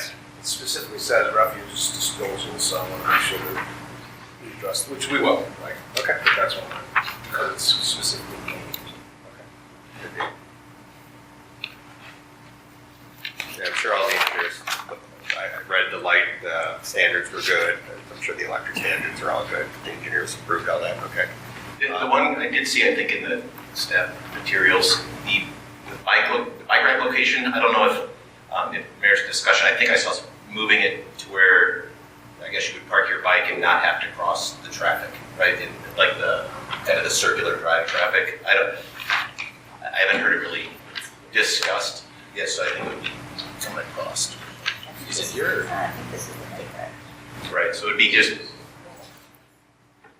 to be clear, is the bike rack on the east side or the south side? There's two little squares that we're trying to figure out. So the bike rack is on the east side. Okay, It's there. directly that landscape island that's below the Got it. accessible parking space. It's that little white patch. And so staff's recommendation in the staff report was that we had concerns with that being there as opposed to closer to the building entrance. Where was the staff recommendation? Here, I think it said by that entrance, but was that Your move bike just says near building entrance. Is there room for it under the current renderings and design? Is there room for a bike rack? I don't believe there would be any restrictions from the room. I mean, I think there's space there, which is why staff suggested it. It would just require some alteration of their outdoor dining plans. But that's why staff requested it, because we feel they do have that space right there. And I assume the concern is just safety, a bunch of kids parking and trying to run across parking lots and things. Is that it? Concerned about that. Generally bike racks are, people want them closer to the entrances. It's for the ease of access. Right. In that, you want to kind of encourage use of those bike racks. If you're an employee, you want to park your bike rack, that's something that you may want to consider if you want it closer to the building or not.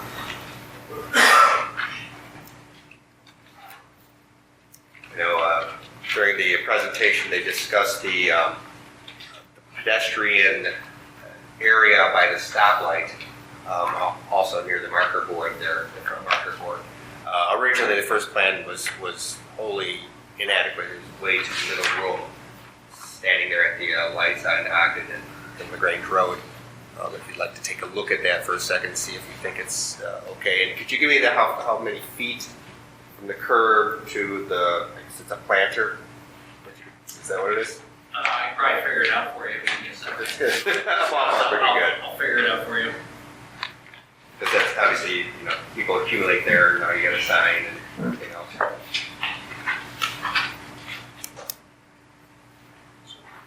Yeah, I know that's the problem. The sidewalks are here. That's the property line, but this is.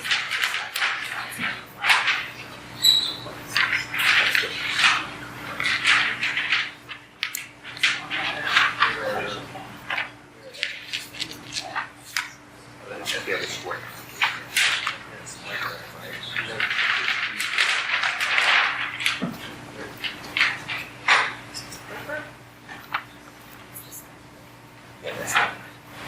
what do you have? Yeah, I just scaled it up here real quick. It's about 12 feet. Oh, okay. Yep. That seems pretty good. And while you're standing here, what's like, Yes, that's okay. one of the commissioners has a little question, and, okay, it's so small. It looks maybe like you're at the corner of La Grange and Ogden, and just a little bit on Ogden, there's a big grate. Is that a tree grate? Yes, yeah, I don't know if we're looking at the same thing. Are there 2 tree grates on the property? This thing down here. There's Like, 2 of them. There's one on the Yes. edge, and then there's one on the. Okay. Those are tree grades. The 12 feet does not give me any concern for pedestrians at that corner, so. Other public facility questions? Move on to traffic congestion.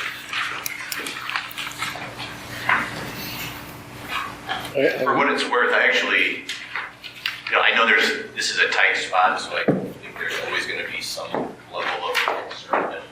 I actually really like what they've done. I think it creates a nice flow. And Jeff, I heard you on that little area of potential traffic jam, but I think under the circumstances, it seems like they've done a nice job of creating a good flow from, especially with right turn only on Ogden. I think that's going to be helpful. Well, the right turn on Ogden, I think there was a suggestion that there be a preventative directional curbing there to try and make certain that people can't turn left on the south exit. I have witnessed many times the stopping of traffic on Ogden Avenue for someone who insists on doing that. Does DOT, did they weigh in on the left turn from the northern exit? They did not specifically comment on that. The one thing I would want to mention on that, I understand what you're saying. Any kind of restriction like that with an island or something directional, it unfortunately does not allow our delivery truck to get on and off site. We've looked at it, we've modeled it, we've provided truck turning exhibits to demonstrate that. So it's not a real viable option if we're going to be able to service the site. So we're going to sign it straight and narrow it as best We have to have shaming signs then. Yes, That's agreed. Okay, and I'm sure we all reviewed the KLOA reports, and they pretty much agree with what they've presented here. If we could move on then, constructions of significant features. I'm not sure anyone considered the current McDonald's as a significant feature. Anything else about the development that is concerning?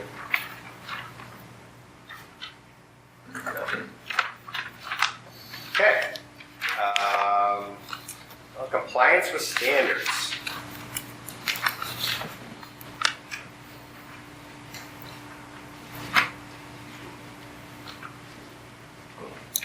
I think this is when we're getting to the design process here. Anyone want to jump in?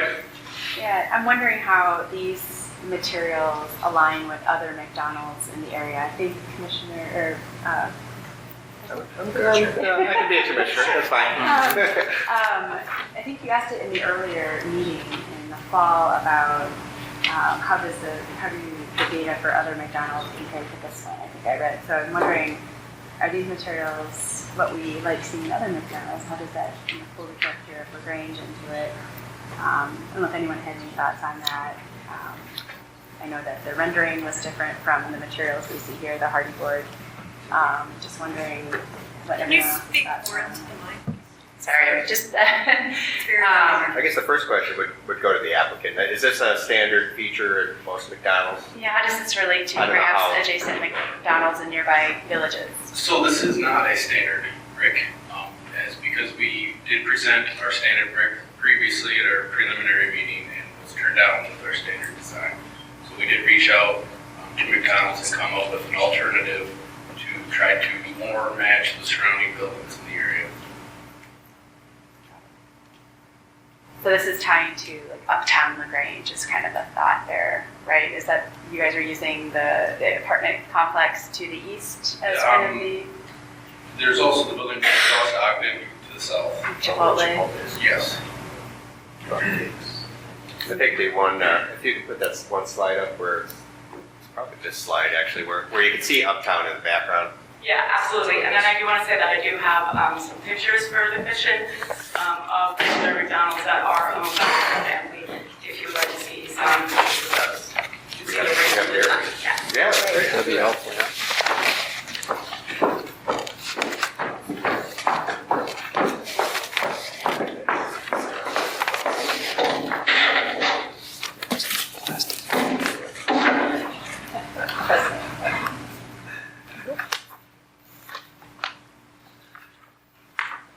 Okay, that's right.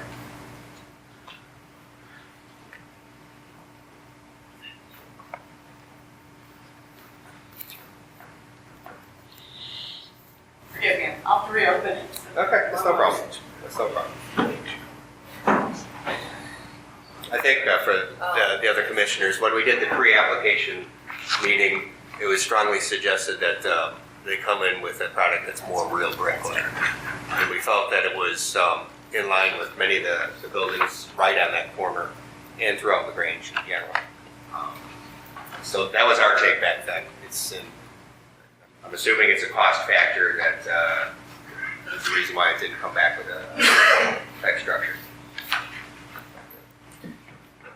You raised a good point, because the rendering's lighter than those materials. Yeah. And then I'm curious, looking at this Broadway building, and it looks, that in Uptown looks lighter than what this ultimately looks like. So I'm having trouble visualizing this, because again, all these renderings make it seem like it does match, but then that doesn't. So I'm just struggling with that a little bit. And can I ask the applicant, we obviously did request more brick. Is it just a cost factor? Chairman, yes, there is a cost factor that's involved, especially for the other site costs involved, and especially the underground detention that's being provided as part of this project. And also, we do believe that ultimately what is before you in terms from an architectural standpoint, that does kind of fit in and took cues from the area and buildings as well. Do the products that you have on the board here, do they come in lighter colors? Do they come in other colors? Yes, they do come in other colors, and actually, I think through the process we did, offer up, to be able to modify that. But once again, as we went through the process, they just had kind of used your judgment in terms of what might fit in with the area, and we settled on these colors because we did think that it was based on where the McDonald's is and the colors of the buildings around it, that this color palette made the most sense. So Kelsey, you're showing us the McDonald's there. Yes, so the franchisee does own a handful of McDonald's, over 30 within the Illinois region, within our region. You can see the facade materials do vary in terms of each McDonald's.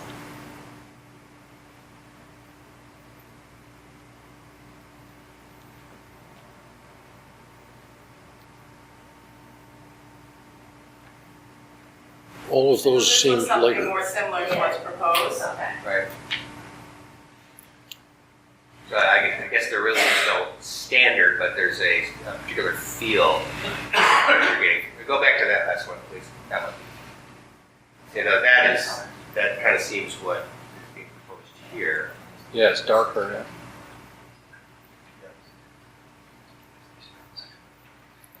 Assuming we're gonna hit our time and not decide on this today,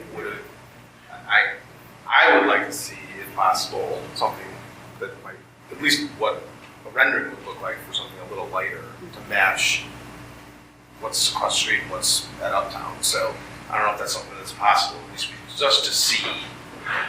Again, I'm not trying to suggest any change in the materials unless that's what we decide, but I would like to see something a little bit lighter, because again, what I was reviewing before we got here in my packet that I got somewhat comfortable with, because it matched all of the rest of the intersection, was lighter than what I've seen. And this is just taking me back a little bit because it's gonna feel very dark to me. And I think that's different than the aesthetic of what the village has approved for that area, which is one of the primary corners of our village. Right. Yeah, it is the gateway to the village, so it's important. It's an important space. So I suggest we just table that right now. But other design features, of course, we got signage to worry about. The sizes of the signs are a deviation from what is okay. All right. Concerns of what they propose, it's obviously McDonald's, so you know what you're getting.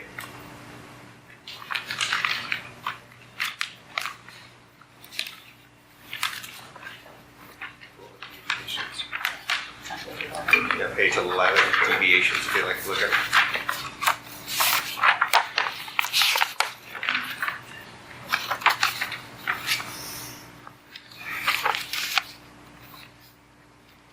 One that I was confused by the requested deviation, maybe I can ask the applicant this too, is the comment about the ground sign. Current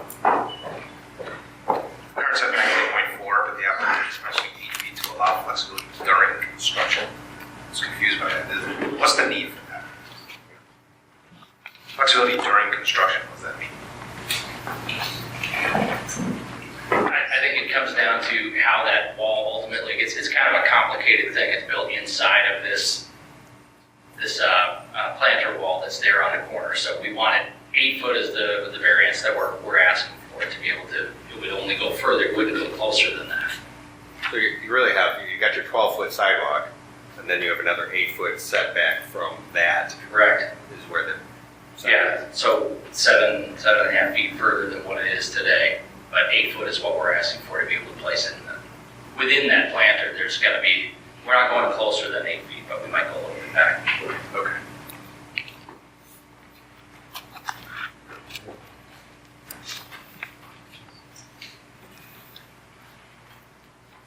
The 5 proposed for signage were 2 allowed as of right. I want to make sure I understood which 5. Is the M considered one? So there's 2 M's, there's 2 written McDonald's, and then there's the monument sign. There's 3 M's, aren't there? Yes, there's an M on each right. Well, the monument sign entirely is 1, right? And 2, 3. Right. So I just want to make sure I understood that was the 5. Both those here, 1, 2, 3. You have 1, 2, 3, 4, 5. Yeah. Excuse me, 1 second, it's 5 wall signs. So there are 2 M's on each right of way, and then a McDonald's with it. And then on the northern facade, there's an additional M. So by that facade, by the drive-thru signage. Oh, I see. So if you're coming southbound yes. on the Grange Road, you'll see another M, Yes. but not at the McDonald's. Okay. Yes, not the word McDonald's, just the Just M. the M. So to be 5 on the building From the back. plus the monument sign. Yes, so those are different code sections. So there's code sections in regards to the total amount of signage on the property, which would take into the wall signs and the ground. And then there's also limitations on the number of wall signs. So there's 2 kind of code requirements that dictate those. And how many are there now? I'm gonna have to double check. Is the applicant aware? You can hold them. You can hold the existing building. It's here somewhere. You mean the old? Yes.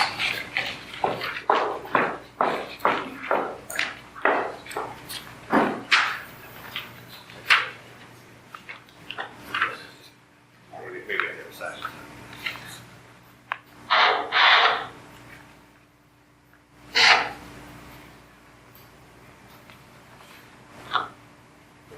Yeah, there's 2 McDonald's, that's it.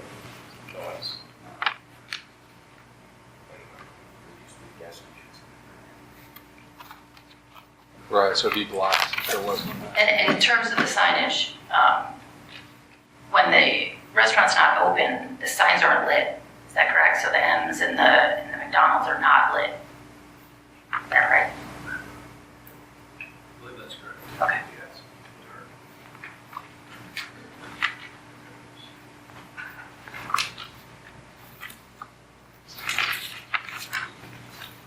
concerns in the design? Windows, doors?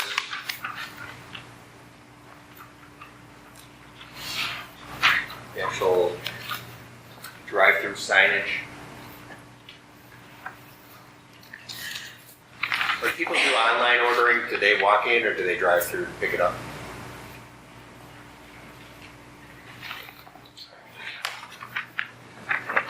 Yeah, they can do both. And actually, that's just something that McDonald's is really, there's hopefully going to be some additional improvements and technologies in regards to that aspect of being able to pick up mobile orders.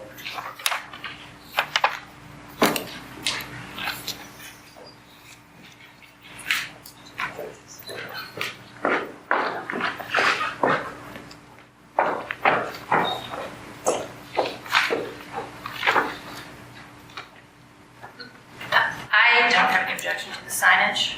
I know it's kind of a lot, but it doesn't look terrible with the M and then what's already there, McDonald's, as long as when it's not in operation, those aren't lit, especially the one on the north side that I think the neighbors might be able to see. I would just want to make sure that the signage wasn't lit, the restaurant wasn't open. Okay. And as for all the other deviations on page 11, I think those are all reasonable. I think they've added some landscaping, which would kind of mitigate the fact that it's not along the east side, and that is a pretty busy intersection, so I think it's fine as a commercial space, similar to our C1 that runs right up to the sidewalk without any screening. So I think all of those asks are reasonable. Any other commissioner find those reasonable or objectionable? I don't know if it needs to be said, but I noticed it and I know that it was kind of mainly on, I know these are just renderings, but can't have the reference to it as well, right? That's right. I just want to make sure that's clear. Okay. How about you were talking of the wall signs, I believe, Commissioner Egan? Yes. The drive-through signs, any concerns?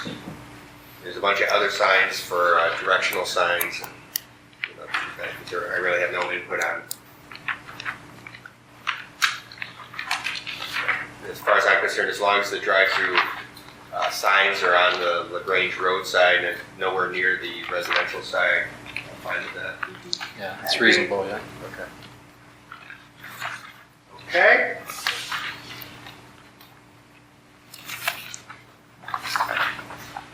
Any other design issues?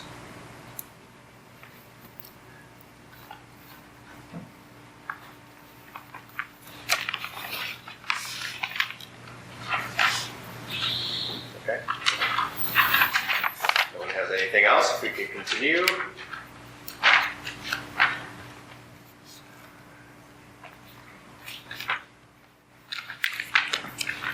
So, standards for the small plan development. We're going through all the special use permits right now. Question on the unified ownership situation. The easement or the communication access to the property to the north, I think you were advised that there was an easement. Is it an easement that's been recorded, or is it a license, or is it permanent? What is the specific arrangement? Because the requirement is that there be unified control so that it runs with the property. Correct. Right now, it's an easement that's recorded on the property. And we have been in discussions with that property owner, and they're aware of the process that we're going through, and we provided them in terms of the reason that we're putting those handicap spaces there is at their request. We're actually making the situation better for them as well. So for the time being, it's permanent and recorded. Right. Thank you. Is the right exclusive or non-exclusive to the neighborhood? Exclusive. It's exclusive to that user. So McDonald's customers are allowed to park in those spaces? Oh, no, I'm sorry, in terms of they have a charter, I don't remember the exact verbiage on that easement. I don't believe it is an exclusive right, but I could be mistaken, but it is, they have a right to have 2 handicapped stalls at that location. And that's why they're not just regular parking stalls, they're handicapped.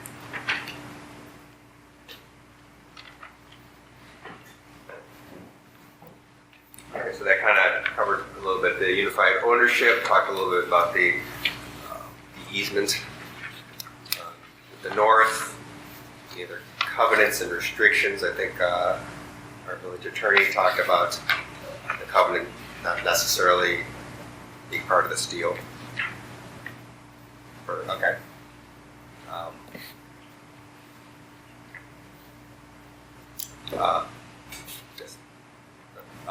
Open space, is there any concerns about the outdoor dining that needs to be approved for the special use permit, I believe? I like that. I don't know where this comes up in here, but I think there was talk of removing one of that little isolated parking stall and putting, I think, just green space there. So I don't know. I assume everybody's. I don't know if there's any objection to that. Or, yeah, it seems like it's proposed. I don't know if any. Is it just, was that just extra space and stick a spot there, or do they actually need? I think the applicant actually addressed a little bit of it, said that would be one parking space for the manager. Oh, for the manager. To keep them out of. Got it. Okay. But you know, if you're interested in making more. No. That's it's fine. They need it for them. It's part of the. It was part of the staff recommendations or staff portion. So I just wanted to make sure. It was important to the staff. Right. I'm concerned with, I have concern with changing that to green space because I feel those spaces to the north, they don't sit well with the fact that they're not truly McDonald's account. And so I feel like we need the parking space. Right. But, okay, yeah. Anyone else feel strongly either way on that? I feel that the amount of green space it gets isn't that great, especially where it's located. And it does have a useful purpose as far as I'm concerned. But back to the eating area, the outdoor eating area. Are we comfortable with approving that part of the special use?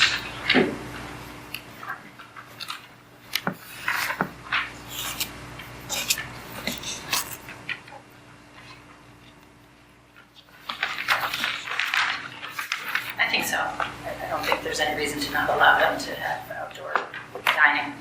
I would like to see the bike rack moved closer to the building just to avoid the pedestrians crossing in the parking lot. So if there's a way to scooch that in, that would be great. I think that area, it's not going to disturb those around because it's on the, the south side of the building. So I'm not concerned with it disturbing the neighbors. Your inference is perhaps the bike rack should be there. I don't know how much space is along the building, so perhaps even further north.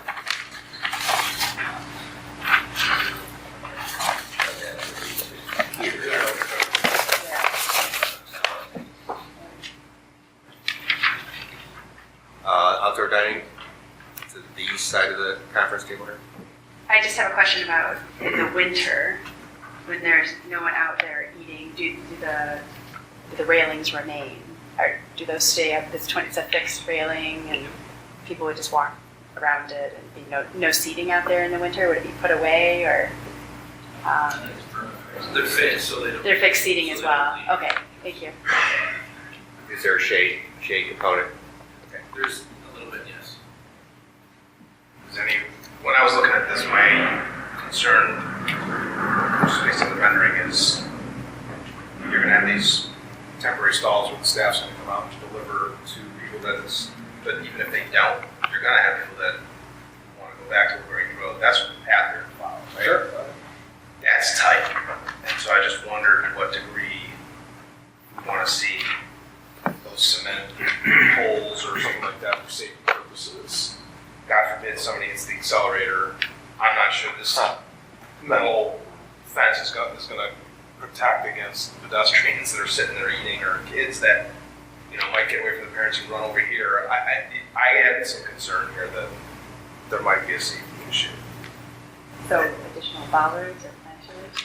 Right. But you got these, I don't know aesthetically if you think that's kind of gonna look a little or not, but if you match this fencing as well, you probably wouldn't even see it. But I did have a concern that somebody's not paying attention, they get their hot fries, they want to throw them in their mouth, and all of a sudden you're veering off into the seating area because there's not a lot of space there. This looks like 3-4 feet there. So I assume you know what Commissioner Hoffenberger is saying. Was there any consideration for that?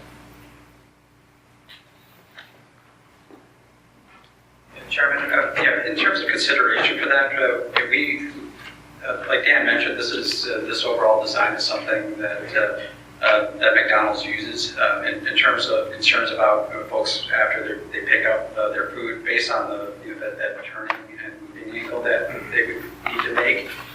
Number one, they wouldn't be really picking that much speed coming from that drive-through lane. And the angle that they would have to go as they're making that lap to try to get into that seating area, I would think it would be difficult to do. So, especially since that area would be part of our pickup area where people could pull up. So folks coming from the drive-through would actually need to sort of more out, away from where the seating area is if they were going around the building. So that's why we don't normally have bollards at that location. You would expect folks coming from the drive-through to continue further south and then make their turn as they would go around the building. I appreciate that. I'll challenge that a little bit because nobody's in the standing area. If somebody's going to go to La Grange Road, is going to stay in the lane. I guess I'd have to defer to KLAOA review that part for Davis outside traffic.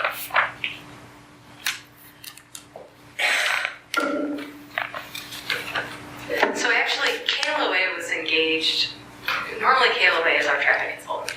KLOA was engaged directly by McDonald's as their consultant, so the village hired Kimley Horn to do the traffic analysis. But Kimley Horn did the review. Yeah, we got it. And did not have any significant concerns. I mean, I will echo some of the comments that because of the turning radius, someone would really have to turn their steering wheel as they're coming around from the drive-through window. If they were to try and inadvertently drive into the seating area, they'd really have to be intentionally turning, making that left-hand turn to make the vehicle go that direction into the seating area. That being said, there are attractive things that you can do that serve both a function as a vehicle deterrent and a nice landscaping feature.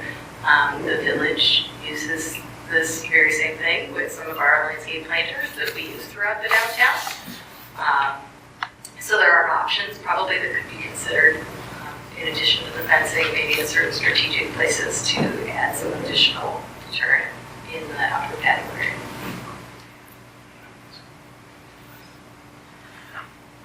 Does anyone else have that concern that Commissioner Hoffenberg has? I think it makes good sense. Maybe one or two strategic places. Okay. I say that because the rendering has shown this.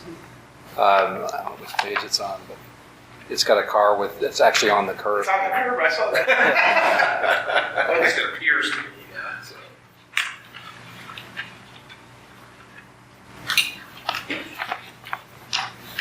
Okay. So the suggestion goes perhaps landscape boxes as long as we're on landscape. Any landscape concerns? I mean, it's obviously a challenged area. I feel the rendering is nice. I'm not sure how representative that is.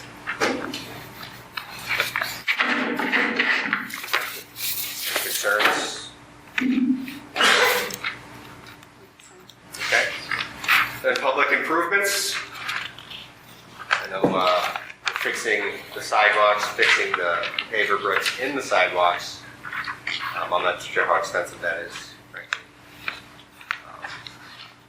Obviously, all new curb cuts, I'm sure, for the driveways. Any other public improvements? I think providing more pedestrian standing area at that corner is definitely an improvement. Definitely, yeah.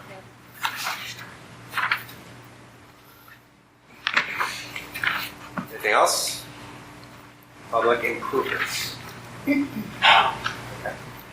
And excellent in design. I think we kind of obviously alluded to that based on a review of the building itself.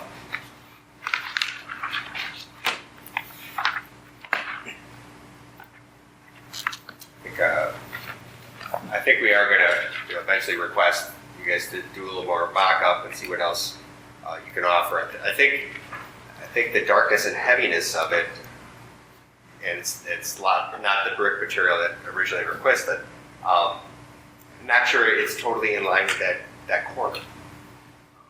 I'm not an architect, so I'm not really the one to say, but I feel across the board here, we're a little uneasy about it. I think too, since all the renderings were very light, and then we see this, we're really not comfortable with it. We're probably going to ask for more examples, really, is what's going to happen. So we'll say, related to the excellence of design, while this is obviously a drive-through, it's very auto-centric, I do appreciate the fact that you really tried to make it more pedestrian and bike-friendly. I think that was one of the things we discussed at the meeting. So I do appreciate that there's striping for pedestrians and a bike rack for those boys that we have riding their bikes to McDonald. Yeah, the color notwithstanding, I actually think they did a nice job matching the aesthetic of the other buildings. So other than the color, I think they did a really nice job of trying to preserve the character of the feel of the other buildings. And I think it looks nice. It'll be a significant. Yeah. Yeah. Especially the traffic flow. That's helpful.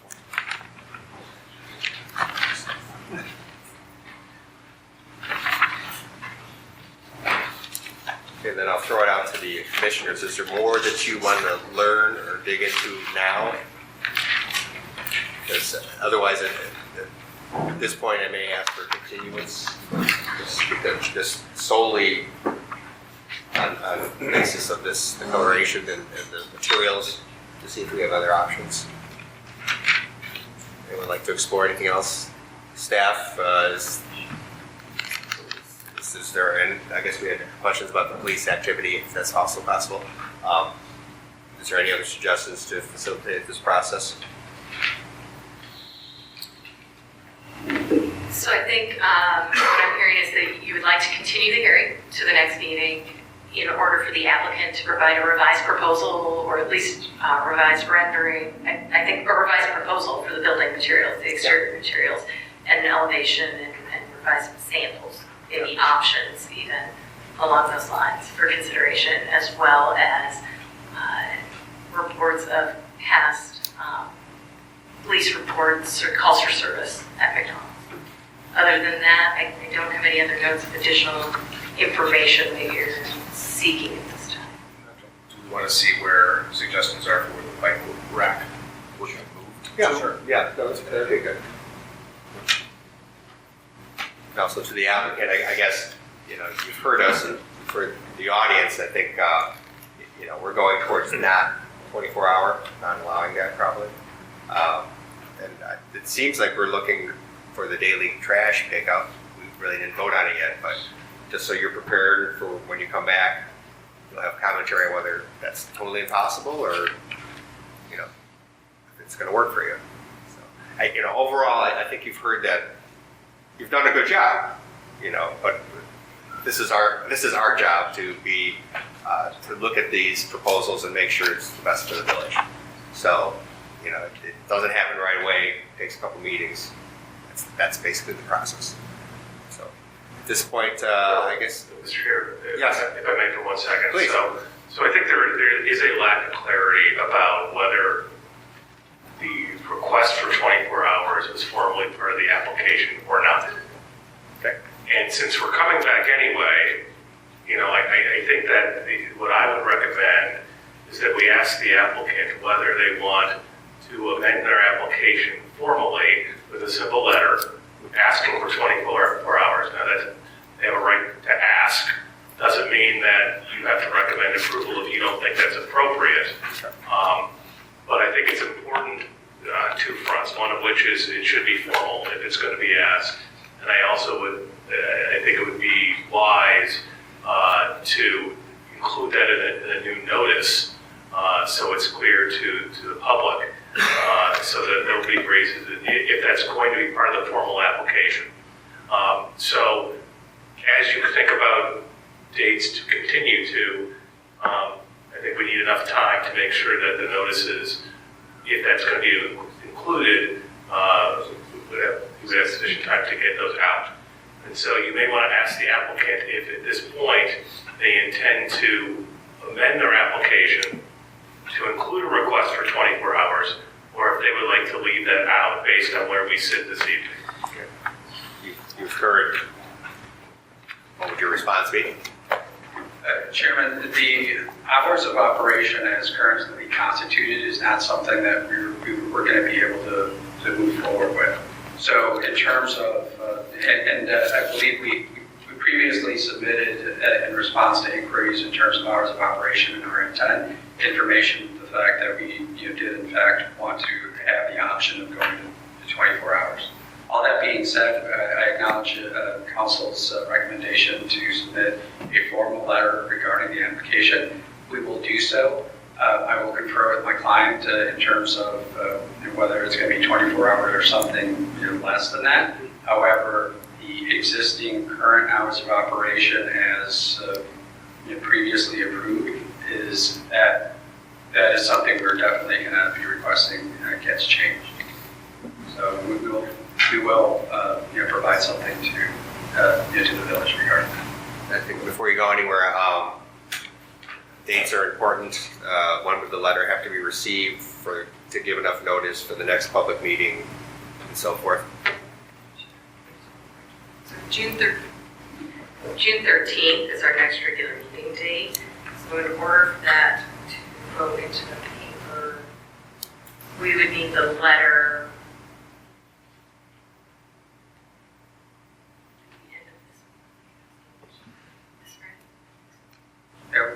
This Friday. That won't be a problem. Okay. So assuming we receive the letter by this Friday, we can notice for June 13th for the hearing. Okay. Is that okay? That's perfectly fine. Sounds good. Commissioners, anything else at this point in time? Otherwise, I would call for a motion to continue the meeting to... I have one more thing. Sure, Ben. So you indicated earlier that the public hearing was closed, so I recommend that you, a quick motion to reopen the public hearing and then move to continue it. Okay. There you go. Yep. Is there a motion to open the public meeting? Yes, and to continue. Is there a second? Second. Develop once. All in favor? All right. Opposed? Okay. So, and we set the date for June 13th. Okay. May I ask who the notices are sent to? Property owners within 250 feet.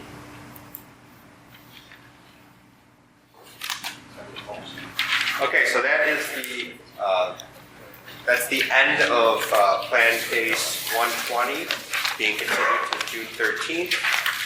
At this point, is there any other general discussion amongst the commissioners or amongst the staff on any other topic? Have the commissioners signed up for the Forward La Grange? Yes. Yes, I have. I was actually going to ask the staff, do you want us to disseminate that to all of our friends and neighbors in La Grange? I didn't want to do it without asking. No, please do. Okay. It's a cool site. Okay, great. Good. Okay, any other comments, questions, comments from the public? If not, do I have a motion to adjourn? So moved. Second. All in favor? Aye. All opposed? Meeting is adjourned.